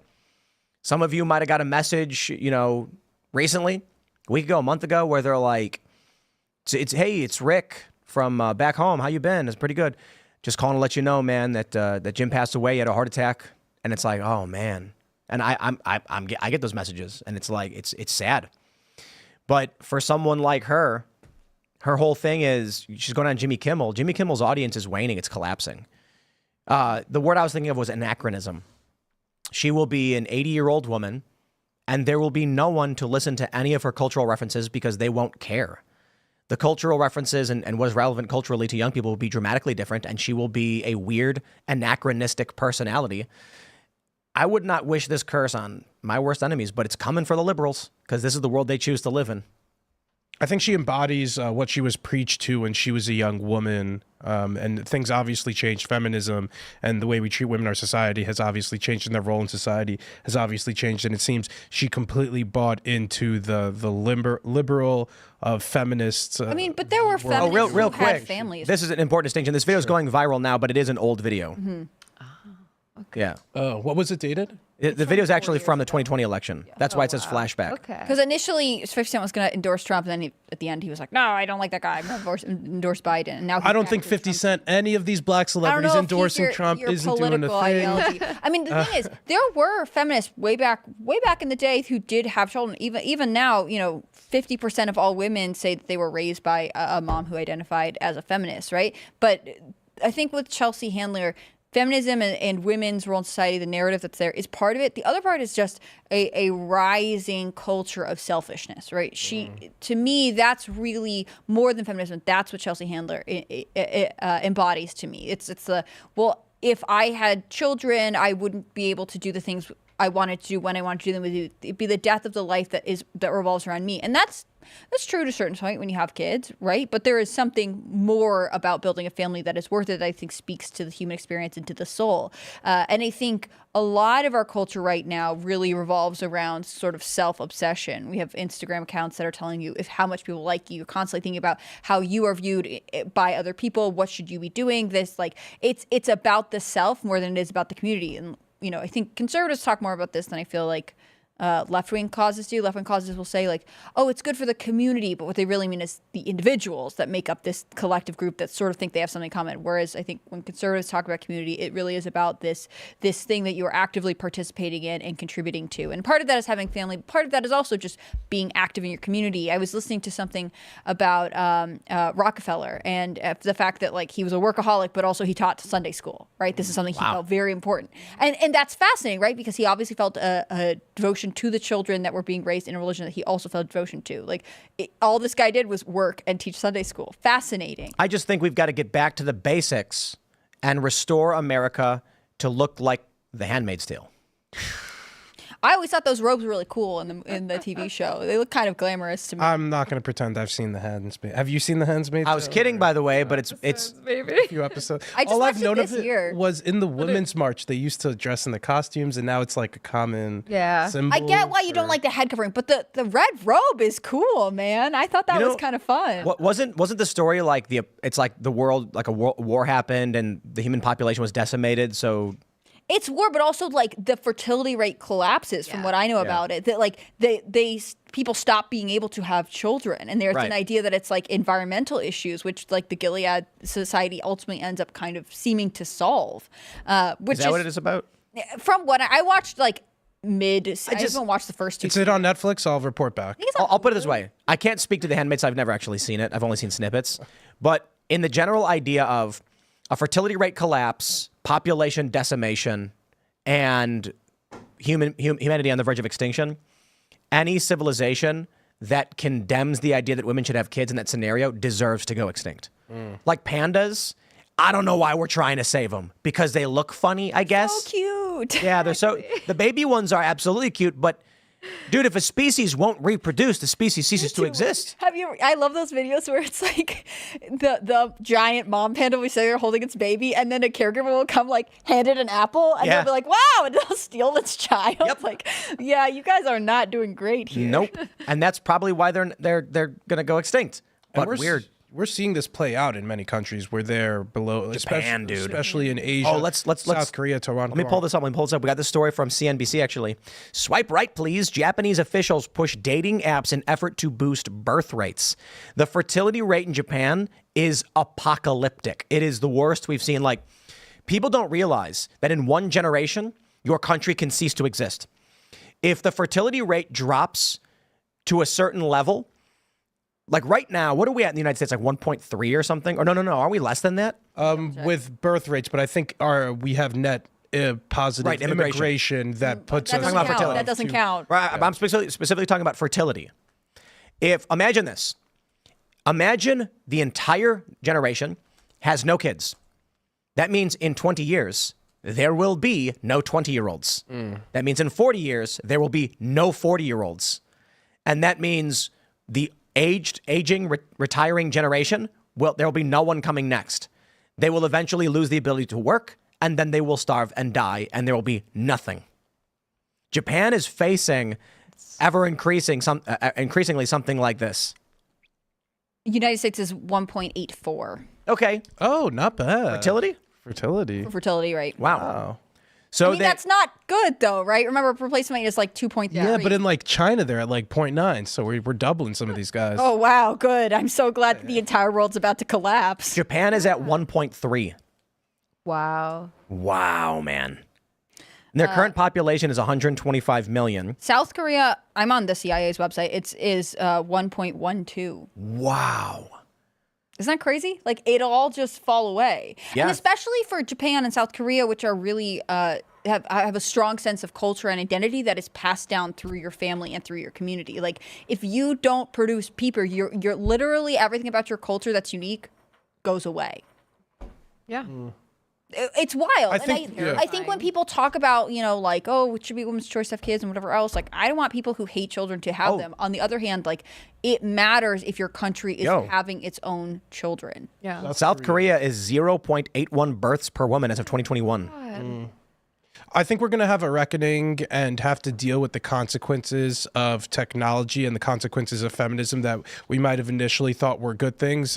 For example, things like birth control obviously make less babies around. The ubiquity of abortion, things like that, birth control. Teen pregnancy isn't a thing anymore. A couple of decades ago, it was pretty common. So the unintended consequences to that, although it seems kind of obvious, is less children. And where does that lead us? People don't end up having children or as many children as they would have had down the line. Well, this is why I think that the decades-long attack on the family is such a bad thing. Like the idea that the government would sort of make social services that replace the role that the father traditionally used to have. The idea that we would tell women, actually, it's really important that you're in the workforce and the labor that you do at home is not as important. I mean, remember, we had a Bureau of Home Economics at one point because we believed that the home and the family unit was central to our economy. And instead, we've made it like about the individual and about keeping women and men in the workforce with as few dependents as possible. And I just think that was obviously not about the welfare of our culture. It was about servitude to the state. Yeah.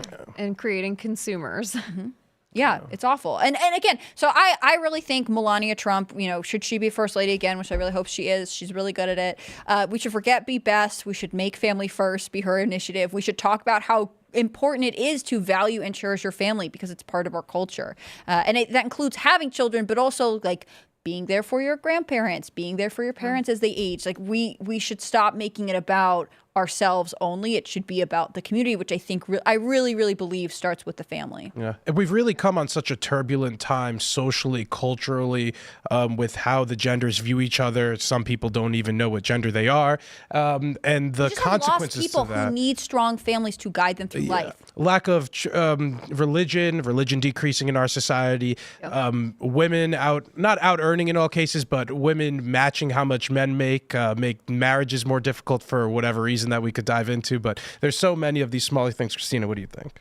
Yeah, I mean, I think more women are graduating from college too. I'm very concerned about like young men, the future of young men, because I feel like they're checking out from society. Yeah. They're also checking out from dating. So and we have a culture that treats them like they are a burden, not even just like they're not an equal part. Like people actively treat, especially, young straight men, as if they are society's problem. I think that's awful. I'm conflicted because in and of itself, many of these things aren't bad. Like women graduating at higher rates than men isn't necessarily a bad thing, but some of these unintended consequences that we're seeing as a result of them leading to the decline in birth which is, I don't think, something that we thought was a problem 30 years ago. Right.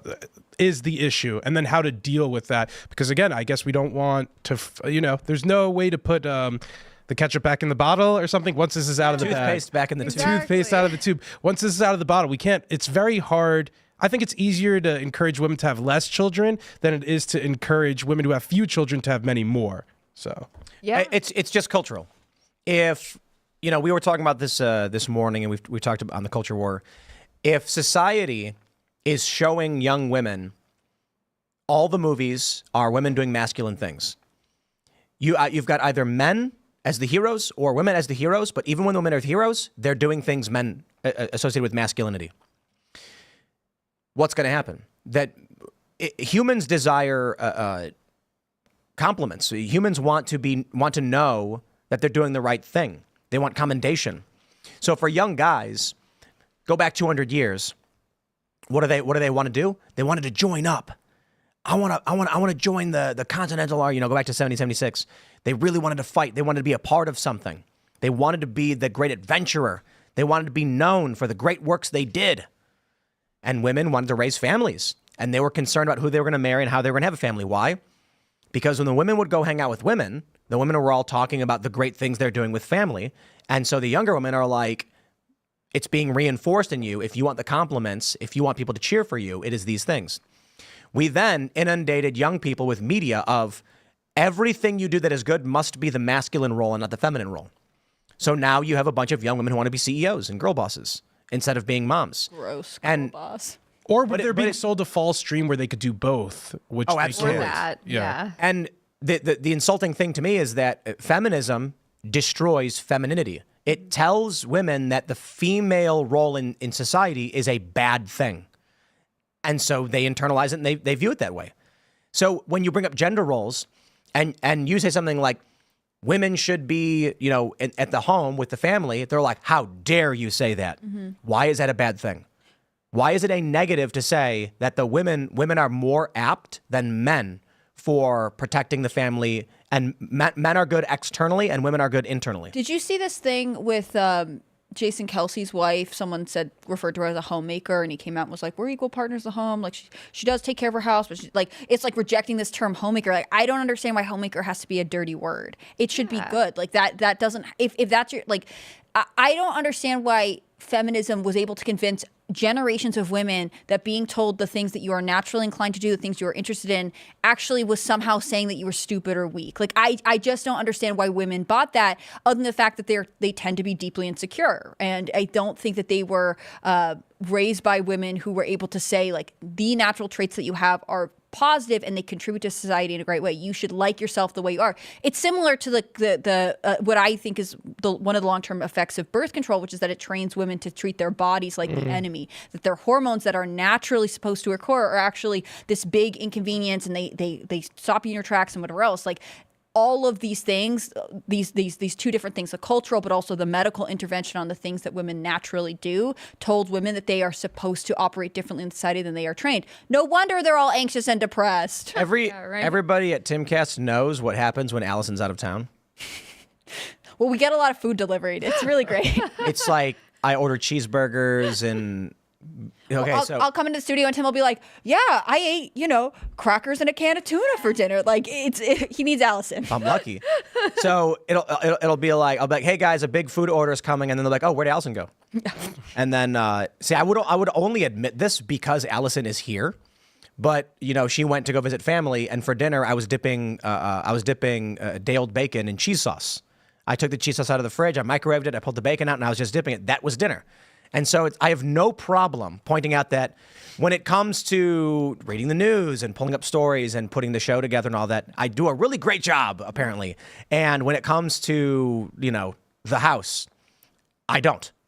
I have no idea what's going on. I don't know how the washing machine works for the most part. Like, obviously, I can turn it on and make it work, but Allison has everything running like a well-oiled machine. Mm-hmm. I don't see why. I don't understand why. Actually, and I take that back. I'm using this as a turn of phrase. I totally get it. Malthusians in the 70s wanted to reduce population. They got their wish, and now the world is facing a serious economic crisis and existential crisis. Yeah. So they wanted to convince young women to be like men and put them in the workplace. Will you miss South Korea when it's gone, when its population has collapsed? Yes. I think we all will. South Korea right? needs you, it sounds like. Well, it's not even South Korea. Yeah. Like, it's just the fact that there are countries that will just cease to be as we know them. They will just not be there because ultimately their populations decided that maintaining being a population wasn't worth it. I think a solution here is that conservatives or some conservative-minded women need to reclaim feminism. I believe in the past it wasn't always completely defined by leftism, to the point now when I think of feminism, I'm thinking of people who believe that sex work is real work, like that seems to be their top of issue mind, and that all women are real women, and that trans women are real women. That seems to be this, I don't know, second, third, first, second, or third or fourth wave feminism. But in the past, I believe feminism was claimed by the women in the temperance movement or something like that. So no, I don't agree.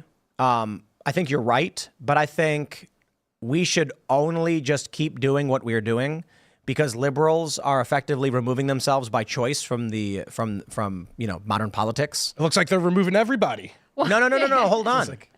The fertility rate among liberals is really low. Among conservatives, it's a bit higher, but I still believe it's below replacement. I'm happy with Christian conservatives having a bunch of kids. Like the two guests, the two Jeremys on the Culture War, each had 5 kids. And I'm like, that makes me feel good. All right. That's twice replacement rate. There we go. Exactly. It's like you're doing, and then, they're a few years away themselves from having grandkids too. And I'm just like, I'm pretty confident that we win just based off of multiplication.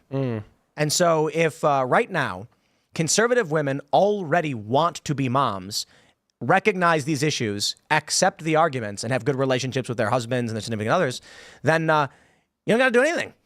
Like, you're not going to go to a liberal man and shame her on having kids. Right. Well, I think the other part that's conservative women should be happy about is like typically if you're a conservative woman and you're dating a conservative guy, he values the fact that you want to have kids and also he wants to be a dad and have children. Like one of the messages that I think a lot of young women get is like, oh, well, you'll be doing it by yourself and he's going to be off doing whatever, playing video games, not being helpful. And like the reality is like all of the nice, helpful families that I know, like it is an equal partnership between men and women. They just don't do exactly the same thing. And I think especially conservative men recognize like the work that goes into raising children that they don't necessarily do because they're outside the home.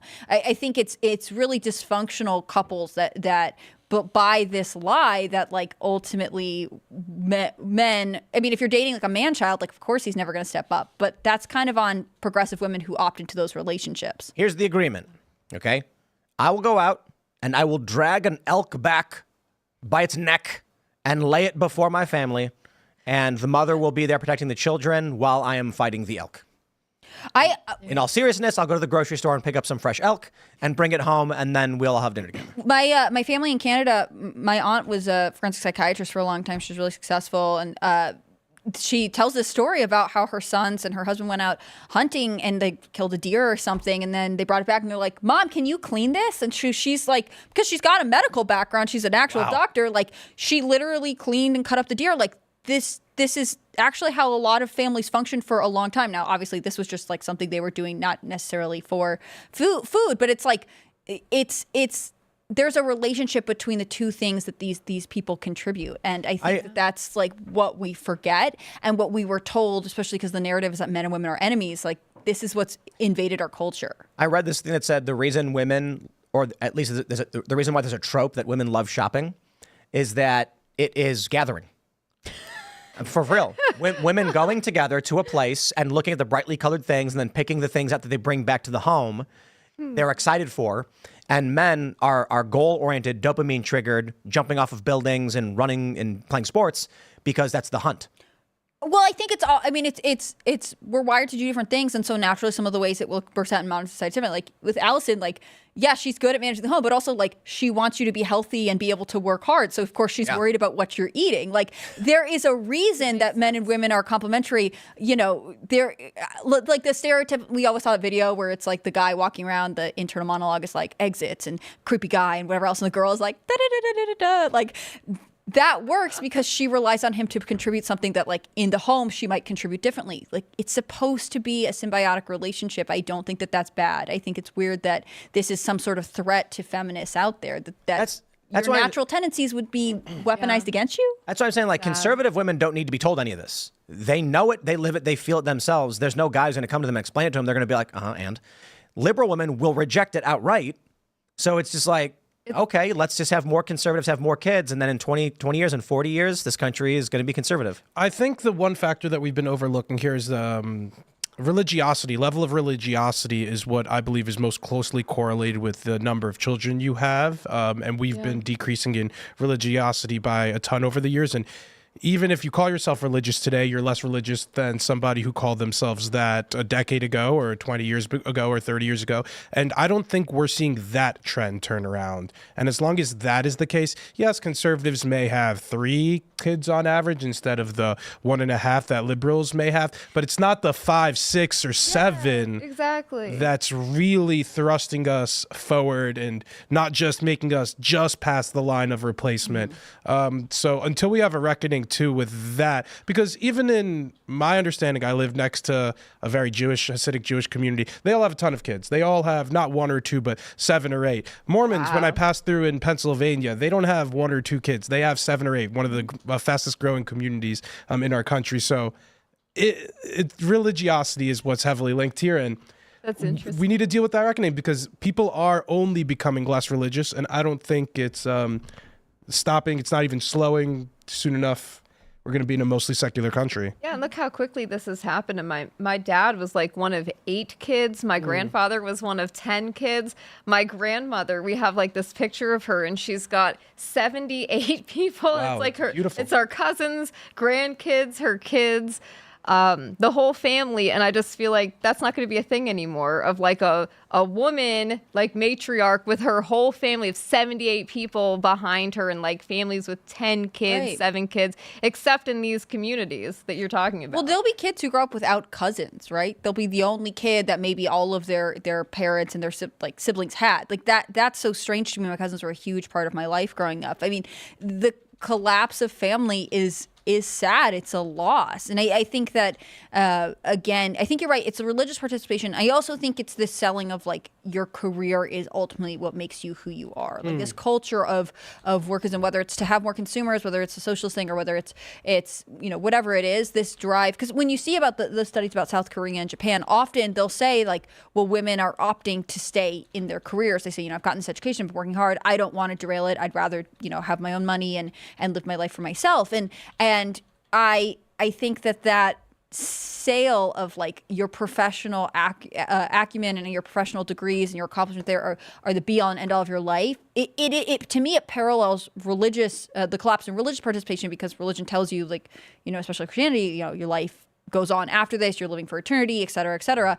And so you have to prioritize things outside your job. When your life is your job, of course you're like, well, having a family takes away from that. What is it? Multiply and be fruitful? Be fruitful and multiply? Something like that? Yes.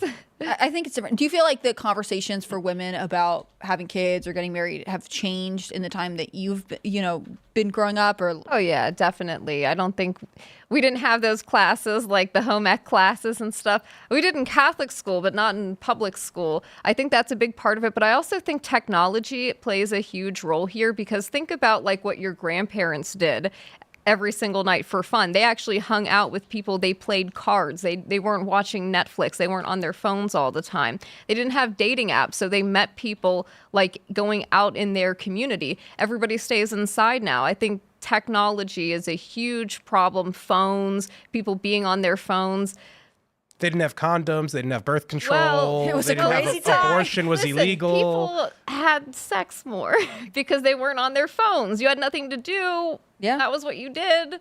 You'd have And the kid. You unfortunately, wouldn't things abort. have changed Yeah. now. But that's interesting, right? Like, Yeah. we have basically put ourselves in a weird abstinence because it's It's technology-centered weird. socialization. Take away your technology, though. Take away your phone and see what you do for 2 days, or what you want to do.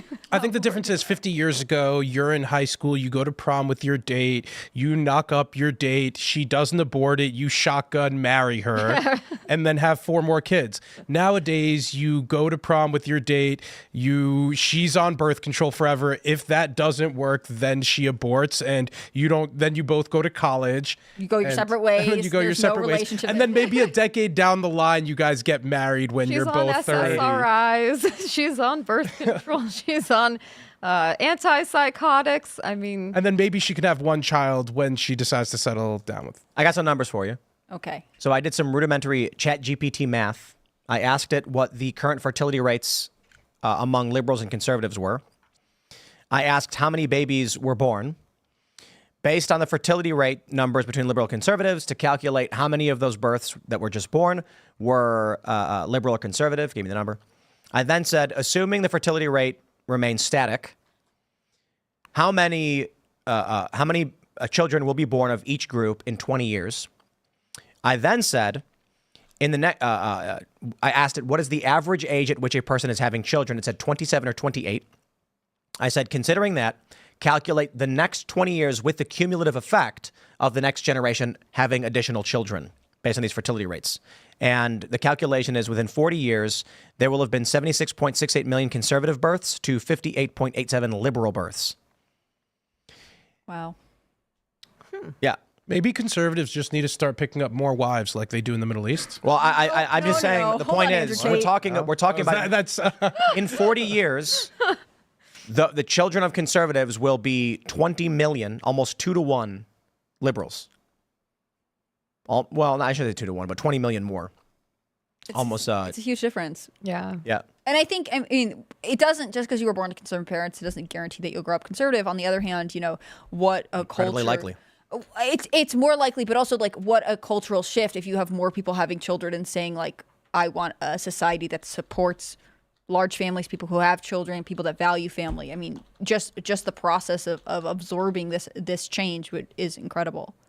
Oh, that's a good question, Tim, right there. And what was the question? What is the fertility rate among Christians versus atheists? 1.9 for Christians and 1.6 for atheists. Oh, that's interesting. I wonder how they define religious too. Because again, levels of religiosity. Everybody's a Christian. They talk about Oh, this. There are tons of people who identify as Christian but aren't actually going to church. Yeah. Or if you're like loosely religious nowadays or spiritual, you'll call yourself religious. If you Agnostic was the highest growing religion at one point in the country, which is kind of crazy, you know? Yeah, I feel like that trend. ChatGPT's nuts. Look at this. That can't be right. That's wrong. Christian births will be 92.36 million. No, that's right. The Mormons are booming. So Christian births will be 92.36 million to unaffiliated at 39.96. But the reason for that is this is a predominantly Christian nation. So there's already a like 3 or 4 to 1 advantage among Christians for having kids. So it's not just that their fertility rate is higher, it's that there's substantially more of them as it is. So long as you instill your values in your children, there will be a whole lot of Christians in the next 40 years. Yeah. Should be interesting. We're going to go to Super Chats. So if you haven't already, would you kindly smash that like button, subscribe to this channel, share the show with your friends, head over to timcast.com, click join us, become a member to support our work directly. This show is only possible thanks to members like you who sign up at timcast.com. Token Black Guy is the first in. He says, howdy, people. Ooh, he beat Clint. There's no Clint. All right, Barrett1313 says, not first. When you go to Super Chats, I'm heading to that poker room you talked about. Hope to see you at the table sometime. Would be fun. Yeah, Charlestown. That's the local poker stop. It is a small poker room. A lot of retirees. But on Friday and Saturday, the tourists come in to see the shows. And these people don't know how to play poker, and they basically give their money away. So all the rounders, they call them, the people who make a living playing poker, know that Friday and Saturday night's the best time to go down. Because some dude's going to be drunk and be like, I don't care. And they're going to throw their money in, you're going to win it, and then you're going to pay your bills. Good luck, sir, at the tables. Good luck. Stephen says, the further society drifts from the truth, the more it will hate those that speak it. Or will. Amen. Yeah. Let's grab some more. Henry Back to Play says, it's true. It is an automatic granting of a judgment notwithstanding the verdict, or Janov, which would set aside the jury conviction. It would also be the end of the case because double jeopardy has attached. Really? Because he was convicted already and he can't be retried for a crime in which he was convicted? Oh, I see. This is not a hung jury or a mistrial. This is a verdict was handed down after the fact. That would be interesting. I don't know if that's true, but that actually might be their play. They don't want Trump in jail. It will help him. They've got him as a convicted felon. Now they can come out and claim it's a technicality and this is BS and he's a convicted felon. He only got out because of a technical glitch or something like that. Especially considering the person's an obvious troll. They'll argue it was a court mistake. That would be interesting. The next couple of weeks are going to be so weird, you know? Let's lead up until July 11th. It's just a weird, unpredictable time. Yeah, definitely. James B says, look up HR 8081. Someone want to look that up? I don't know. HR 8081. The Emperor's Champion says, perhaps Comrade Judge Mershon saw the backlash and attempting to save his butt. That's assuming he can think straight and doesn't have TDS. Or if that is true, and they use this to effectively nullify and Trump can't be tried again, that would be a power play by them. Because they're going to come out and say, we know Trump's guilty, but because of a technical error, they can't try him again, but we know he did it. How is he getting away with this? That's what they're going to say. So HR 8081 is denying infinite security and government resources allocated towards convicted and extremely dishonorable former protectees act, which is it's trying to strip Secret Service away from Trump upon his conviction. This was Thompson. Whoa. From, What? Filed in April. Benny Thompson, Democrat from Mississippi. They're trying to strip Secret Service from Trump. I doubt it'll get anywhere. No, it hasn't. That's Thompson's. It's been referred to the Judiciary Committee. I don't think it'll go anywhere. Yeah. Congressman. Manifested Destiny says it's the best of both worlds. Mershon gets out of sentencing Trump while still securing a conviction. Then the Dems can say Trump got off on a technicality. Yeah, see? There you go. He actually super chatted at 8:14 well before I even mentioned it. So, yeah, that'll be interesting. This one, Elad will enjoy. Lane Michael says, tunnels just found under the Rafah border from Gaza to Egypt. Why isn't this getting any airtime? No way the USA didn't know. Have you heard about all the tunnels under North Korea? North Korea apparently has a crazy Tunnels to tunnel where? Oh my just like all to under the to same Palestine. connected- Just to Palestine. Just right through the earth. In Afghanistan, too. 14,000 miles. It's crazy. In Afghanistan, too, they were like, yeah, there are bunkers under the city, and that's where Osama's hiding. Yeah, the resupply is likely coming to Hamas through Egypt, which has many sympathizers from the Muslim Brotherhood. But we could save all the Israel chat for another day. Israel needs to completely invade Rafah, take care of Hamas, and honestly look up north to Hezbollah, where there seems to be tensions. Oh, that's going to rising. get hot. So we could save that for another show. Doc Holliday says, I'm a Timcast member. I miss the old vlogs of you guys going to the liquor store and brewery, etc., shooting range. Can you do more of those soon for the subscribers? That's going to be the Boonies. Boonies HQ on YouTube. So a lot of that stuff is just going to be the Boonies. We are out in the Boonies, and we are skating and doing lots of stuff. We got a swimming hole, and I wanted to go in the swimming hole, but they told me that it's likely full of parasites. A swimming hole? What is that? It's a pond. Oh, okay. The one across the... It's not across. That's someone else's property. Oh, okay. Our property has a very large swimming hole. You know, West Virginia's been growing on me. I've said a lot of bad things about West Virginia on this show in the past. I wanted to say to all you West Virginians, it's a really nice, It's nice. scenic, it's a Yes. beautiful part of America, a worthy state. I think it's people. I think it has a really unique culture, and I like it a lot. You guys deserve a better senator, though. Anyway, And we will get one. And he knows it. Inshallah. That's why he quit the Democratic Party. we'll see. Although, unfortunately, I think who's going to end up as so who's going to be the governor and who's going to be the new senator? Jim Justice won the Senate primary. Right. So we're not getting a better one. And Sorry, then never mind. Did Patrick Morrissey win the primary for governor? He's the current AG. I don't know. Did he? Let me look. And then you guys have Larry Hogan next door. In Oh, that dude's a Maryland, crackpot. running for Senate. But he's good for the Republican. Like, it was. Yeah. It would be a Morrissey Republican won like the him Morrissey who won would the win in that primary. seat. I give Morrissey C+. I wish he did better. I wish he did more. But he's still pretty good. He's done a lot of good things. He's done a lot of good things. But it is what it is. Let's get him on the Riley show. Moore for Congress. Oh yeah, Riley winning is based. That's based AF. We need to shoot a skateboarding video with him in Congress. So Yeah. be down. Skateboard Riley was here at the opening. He did a kickflip to fakie on the bank. And I'm like, pretty sure he's the only. You know, it annoys me when they're like, I'm a congressman and I skate. And then they don't really skate. Like, remember, who's an annoying guy who lost all of his races in Texas? What? The guy who looks like. Beto? Beto. Oh. He's like, I he's a skater? skateboard. It's like, dude, you can stand on a skateboard. way. How dare you? Riley Moore actually can skate. He rolled in.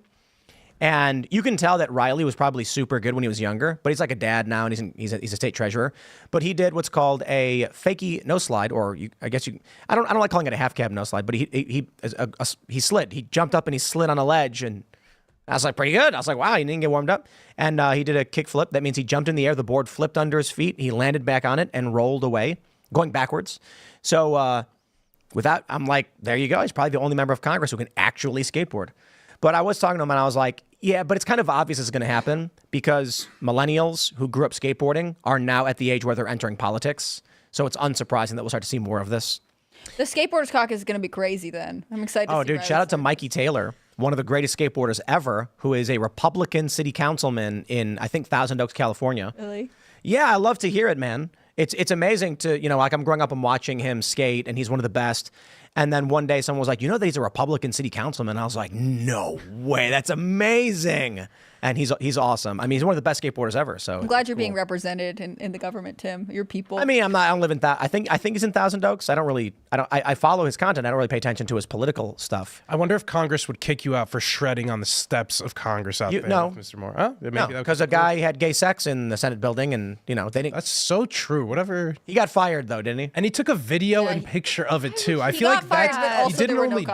consequences. He took video of it to send in his groups to brag about brag and Yep. Degenerate. to some Self-snitching. voyeurs. Anyway, Yeah. All right, let's change the subject. Mike Anderson says, as a Michael Anderson, we disavow the trans-abled-ish poster. We like our Mike Anderson astronauts and pro athletes better. Maybe it was this guy who Kind left of a a generic comment. It name. might have been this guy From space. I don't know. He disavowed. trying to cover his bases. He disavowed. Now that he sees the heat's on, oh, the judge is sending letters. It's like it could be any of them, Mike Anderson. We don't know. Proud Zionist says, it's ironic we get anti-gun Dems on gun charges and not the other laws they break. This basically comes down to not being political charged. If this makes Dems against background checks even better. It's funny, too. We've got to get rid of background checks because you see how they weaponize it against Hunter Biden? It's true. How could they do this to Hunter Biden? It's the Biden DOJ as well, but he's going to get off in Wilmington. There's no way a jury will find him guilty there. That's my professional legal opinion. Vincent We just Current play lawyers says, on a podcast. Vincent Current says, Vermont GOP rules bar it from promoting any candidate who is a convicted felon. I saw that. That's cool. Oh my goodness. I'm okay Trump, with is that. Trump I worried about wonder if Vermont? they'll change their. Oh, wait, I don't know that the Republican stronghold of Vermont is much to worry about. But Virginia's a swing state now. This is the latest polling that came out. It's been changed to toss-up. Was it Northam who won there not too long ago in a special? No, Youngkin. Youngkin. Northam lost. Northam lost. He was the Yeah, that blackface pro-abortion after birth guy. Yeah, that doesn't really fly well. I only with- caught up with him, huh? yeah, you can only be elected to public office and do blackface if you're Justin Trudeau in Canada. Youngkin was also elected during the CRT time, which we don't hear much about anymore. But I remember when there was a reckoning with that. That's Youngkin kind of rode that wave. We'll see if I think it's 2-year term. We'll see if he gets reelected. Wasn't Northam he was the one where he didn't know if he was the Klan member or the guy in blackface? Or just didn't say. It was rough. He didn't want to admit which. He was like, I don't know which one's worse. Which one would you rather be? I think blackface is better than Klan member because Klan members like you're dressed up as a Klan member. At least I could be. I don't wrong. know. We have to poll the progressive. Which one is worse? I don't think there's a way out. This is for a either. man on the street in New York for you. Hannah Claire, which are you preferring, the Klan or blackface? Yeah, which one do you like more? Which one? Yeah. Fed. Which one do you Fed. relate with? Fed. Do a documentary. He's a Fed. No, I honestly think you have to poll progressives, right? Like, I think that it's not up to me. I'm not the one offended by any of this. I think you have to ask people, like, which one is worse? I'd say distasteful to dress up as a KKK member more than blackface. Christina? Yes, I don't have an opinion on this. How Although long- I will say, for the one in the KKK hood, is he representing like the FBI here? That's true. I don't know, so I'm not sure. Let's go. Let's read some more. What have we here? Devin True says, Russia is a bad actor, and we are antagonizing them with Cuban Missile Crisis action in Ukraine. Kennedy stated Soviet offensive weapons fired from Cuba would be an act of war, yet here we are. Yup. No question. It's insane. And the deep state are trying to trick people into thinking we're not involved. Yeah, right, dude. Blue de Gaulier says, what if the judge got a call from those who puppeteer Biden, who now want to make peace with Trump because they know he's going to win, see if there was a drop in money given to daughter's firm? I think the idea that they're trying to find a way to not put Trump in jail and get out of this makes sense, because what do they do? If Trump goes to jail, he's gonna get $2 billion overnight. It's gonna be nuts. If they send him to an island, he'd take over and get elected on the island. It's true. They would be like, he's too dangerous to be left alone. He must go to the island. And then they think they got rid of him 4 years later. We see a ship on the horizon, and it's like a wood craft that was manufactured from the trees on the island. It'd be like a Napoleon thing where they send him off to some island. Yeah, we'll never see him. And then he comes back, raises an arm. Anyway, I don't want to. That sounds like an interesting. insurrection. I don't He's want got bow and arrow, and Oh, we're not allowed to raise armies anymore? This country's so oppressive. we're not allowed to raise armies. All right. Emax Tactical says, as much as I loathe the Bidens, as someone who is an ammunition dealer right outside of Pittsburgh, PA, the 4473 form as a whole fails each and every constitutionally check there. I agree. The idea that you have to self-incriminate, it's insane. So how about we use this? We should all come to the defense of Hunter Biden to nullify the federal background check system. I wonder how I often agree. these are people are being convicted under this statute, because again, under normal circumstances, it seems like it would be pretty hard to prove somebody was a drug addict at that time. It just seems like one of those things that they safely just say, yeah, you're obviously not a crackhead right now by trying to buy a gun. That was Hunter Biden's like, I'm not Guys. a crackhead right now. I just had a premonition. I had a vision. Hunter Biden gets convicted. All of the gun groups file briefs on his behalf and join his appeal under the argument that federal background check forms are a violation of our constitutional rights. It goes to the Supreme Court. The Supreme Court agrees, making someone who has not been convicted of a crime self-incriminate and then charging them for it is a violation of the Constitution. Therefore, the National Instant Background Check System is hereby dissolved. That would be the greatest thing ever. I'm on board with that. If somehow Biden has a two-way win at the Supreme Court under his presidency, like twist I did not expect. Tim, if Hunter is convicted, and then Trump was elected, do you think he should pardon Hunter? Yes. Trump should absolutely come out and say, and I think all the two-way people would cheer for him if he said, we're not here to argue anything Hunter has done in terms of foreign business dealings. We're not here to make political arguments about my previous rival's family. Well, we are here to talk about the violation of the Constitution and how Hunter Biden was forced to self-incriminate, and when he refused to do so, was imprisoned for it. For that reason, I am calling on the Supreme Court to make the right decision, for advocacy groups to file the lawsuits. But in the interim, Hunter Biden will be pardoned of this crime for that reason. It's funny because Trump or Biden wouldn't be able to say like, "Oh yeah, I'd also." I'm just trying to imagine what sort of like passive-aggressive statement that Biden would put out. What if Biden pardons him for that reason? You can't argue with him. He's right. Trump should have promised to pardon Biden instead of Ross Ulbricht at the Libertarian Convention, because Hunter is the new face of the Libertarian Party. Tax evasion, crack, guns. Oh my gosh, Hunter Biden on a Libertarian ticket. Sex workers. He is he's better than Chase Oliver. I'd rather vote for Hunter Biden than Chase Oliver. God, Well, the thing about, the Libertarian Party is this: a bunch of Ron Paul fans, and then a bunch of people who want certain things that are illegal to be legal. So there's a guy who's like, he wants to do crack and take his clothes off, and he can't. So he goes to libertarians, and he's like, do you think we should be allowed to do drugs and get naked? And they go, well, yeah, you should do whatever you want. He's like, sign me up. So they get this wacky party of crazy ideas, because it's basically a party of people saying, why can't I do this thing that is currently illegal? They're fighting for the right to do things they want to do. Look. Yep. Chick Micken returns, says, Tim, what are your thoughts on Sheldon Adelson? He bought Trump and the rest of the GOP, and that's why we didn't get anything Trump promised in the 2016 campaign. I don't think that's why we didn't get things that Trump promised. I think Adelson, didn't Adelson want Bolton? He's dead now, by the way. Right, but Adelson wanted Bolton, so Trump hired Bolton. We're not allowed to talk about it. No, Did you see? I think he's mentioning this on the heels of Miriam Adelson's $100 million donation to Trump. So that he annexes the West Bank. Right. I think Adelson's need to be credited and praised for helping Trump get across the finish line. We complain about when big donors don't put their money where their mouth is in supporting Trump. And then when they do, we complain about them. Why? I think we know why people like complaining about the Adelsons, but I think they're doing a great mitzvah with the amount of money. I think these are some of Trump's biggest donors across multiple campaigns. So instead of being thankful, we're complaining about some of Trump's biggest donors. So where do you line up on the annexing the West Bank thing? I think we need to annex all of Area A. So I have a question. Because Camp David Accords, if we're getting into it, all of Area A. And also, people are right when they accuse Israel of ethnic cleansing. Israel ethnically cleansed all the Jews outside of Gaza. That is the only ethnic cleansing Israel has ever been responsible for. They removed the Jews from Gaza. They ethnically cleansed them. Yeah. There is no longer any Jews in Gaza, which Israel I disagree with. Yeah, I disagree with the disengagement to begin with. Now Israel's losing more lives to have to deal with problems that would have been less hard had Jews still. I have a question for the audience here. If your options were Joe Biden wins or Donald Trump wins and the U.S. has to help Israel annex the West Bank, which do you pick? Repeat that, President Biden. You can choose between Biden winning or Trump winning, but the U.S. has to help Israel annex the West Bank. Is this question? Anyone who wants to answer.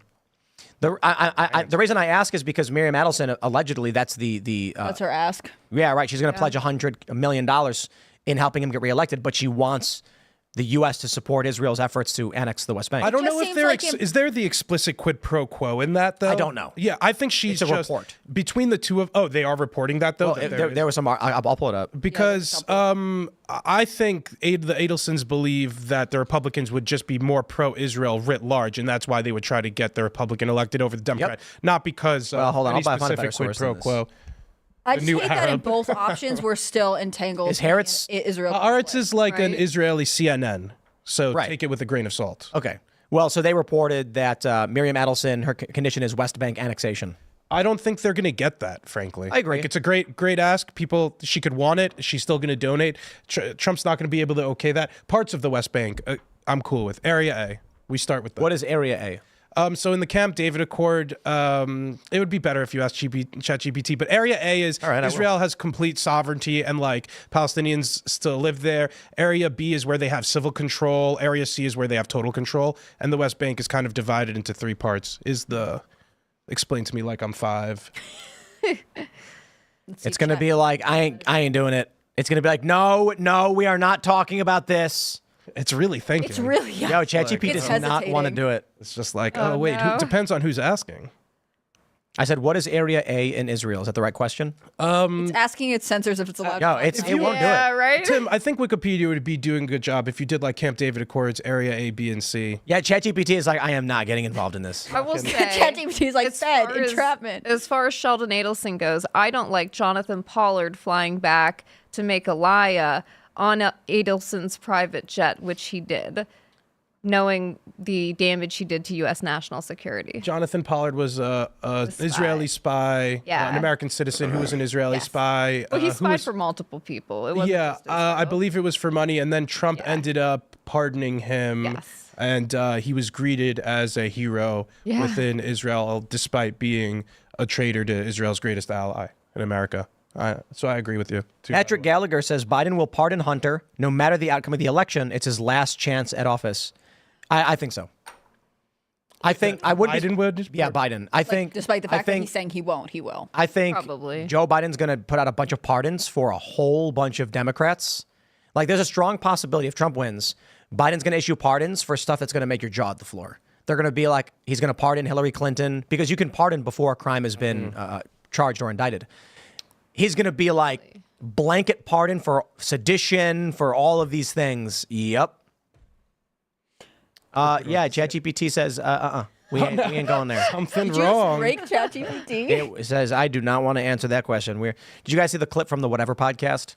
No, what? Where the woman goes, she says something like, there's these secret agencies, like you've got Mossad. So when it comes to like Israel, and he goes, no, we're not talking about this. And everyone was like, they got mad at him.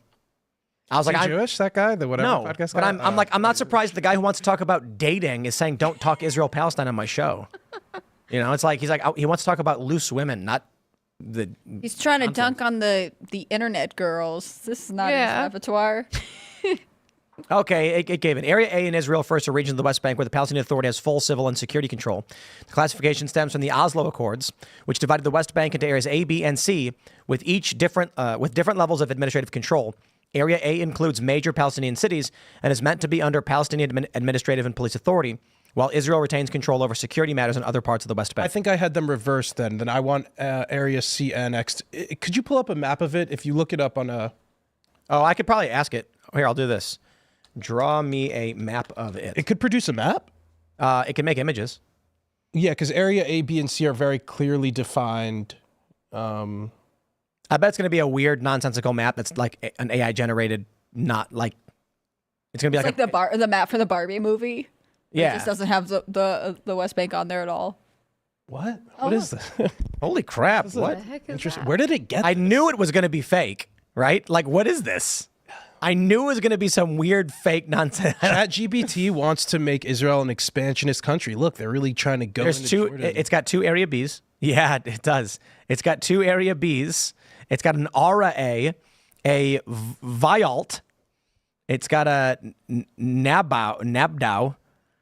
I knew it was going to do something like this, right? But it looks really Detailed map colorful of and the cute. West Bank. Cute. Okay, this You want is to just Yeah, it's try Google adorable. Tim for the A, B, and C? no. This is more fun. All right. Well.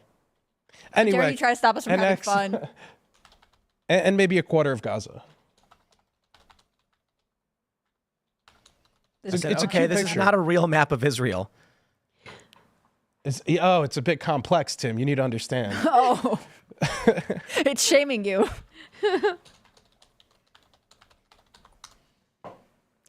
Oh, I like how it tries to actually. B'Tselem is like a very far left organization in Israel, so it's interesting that the sources they try to use. I'm not familiar with the UN map.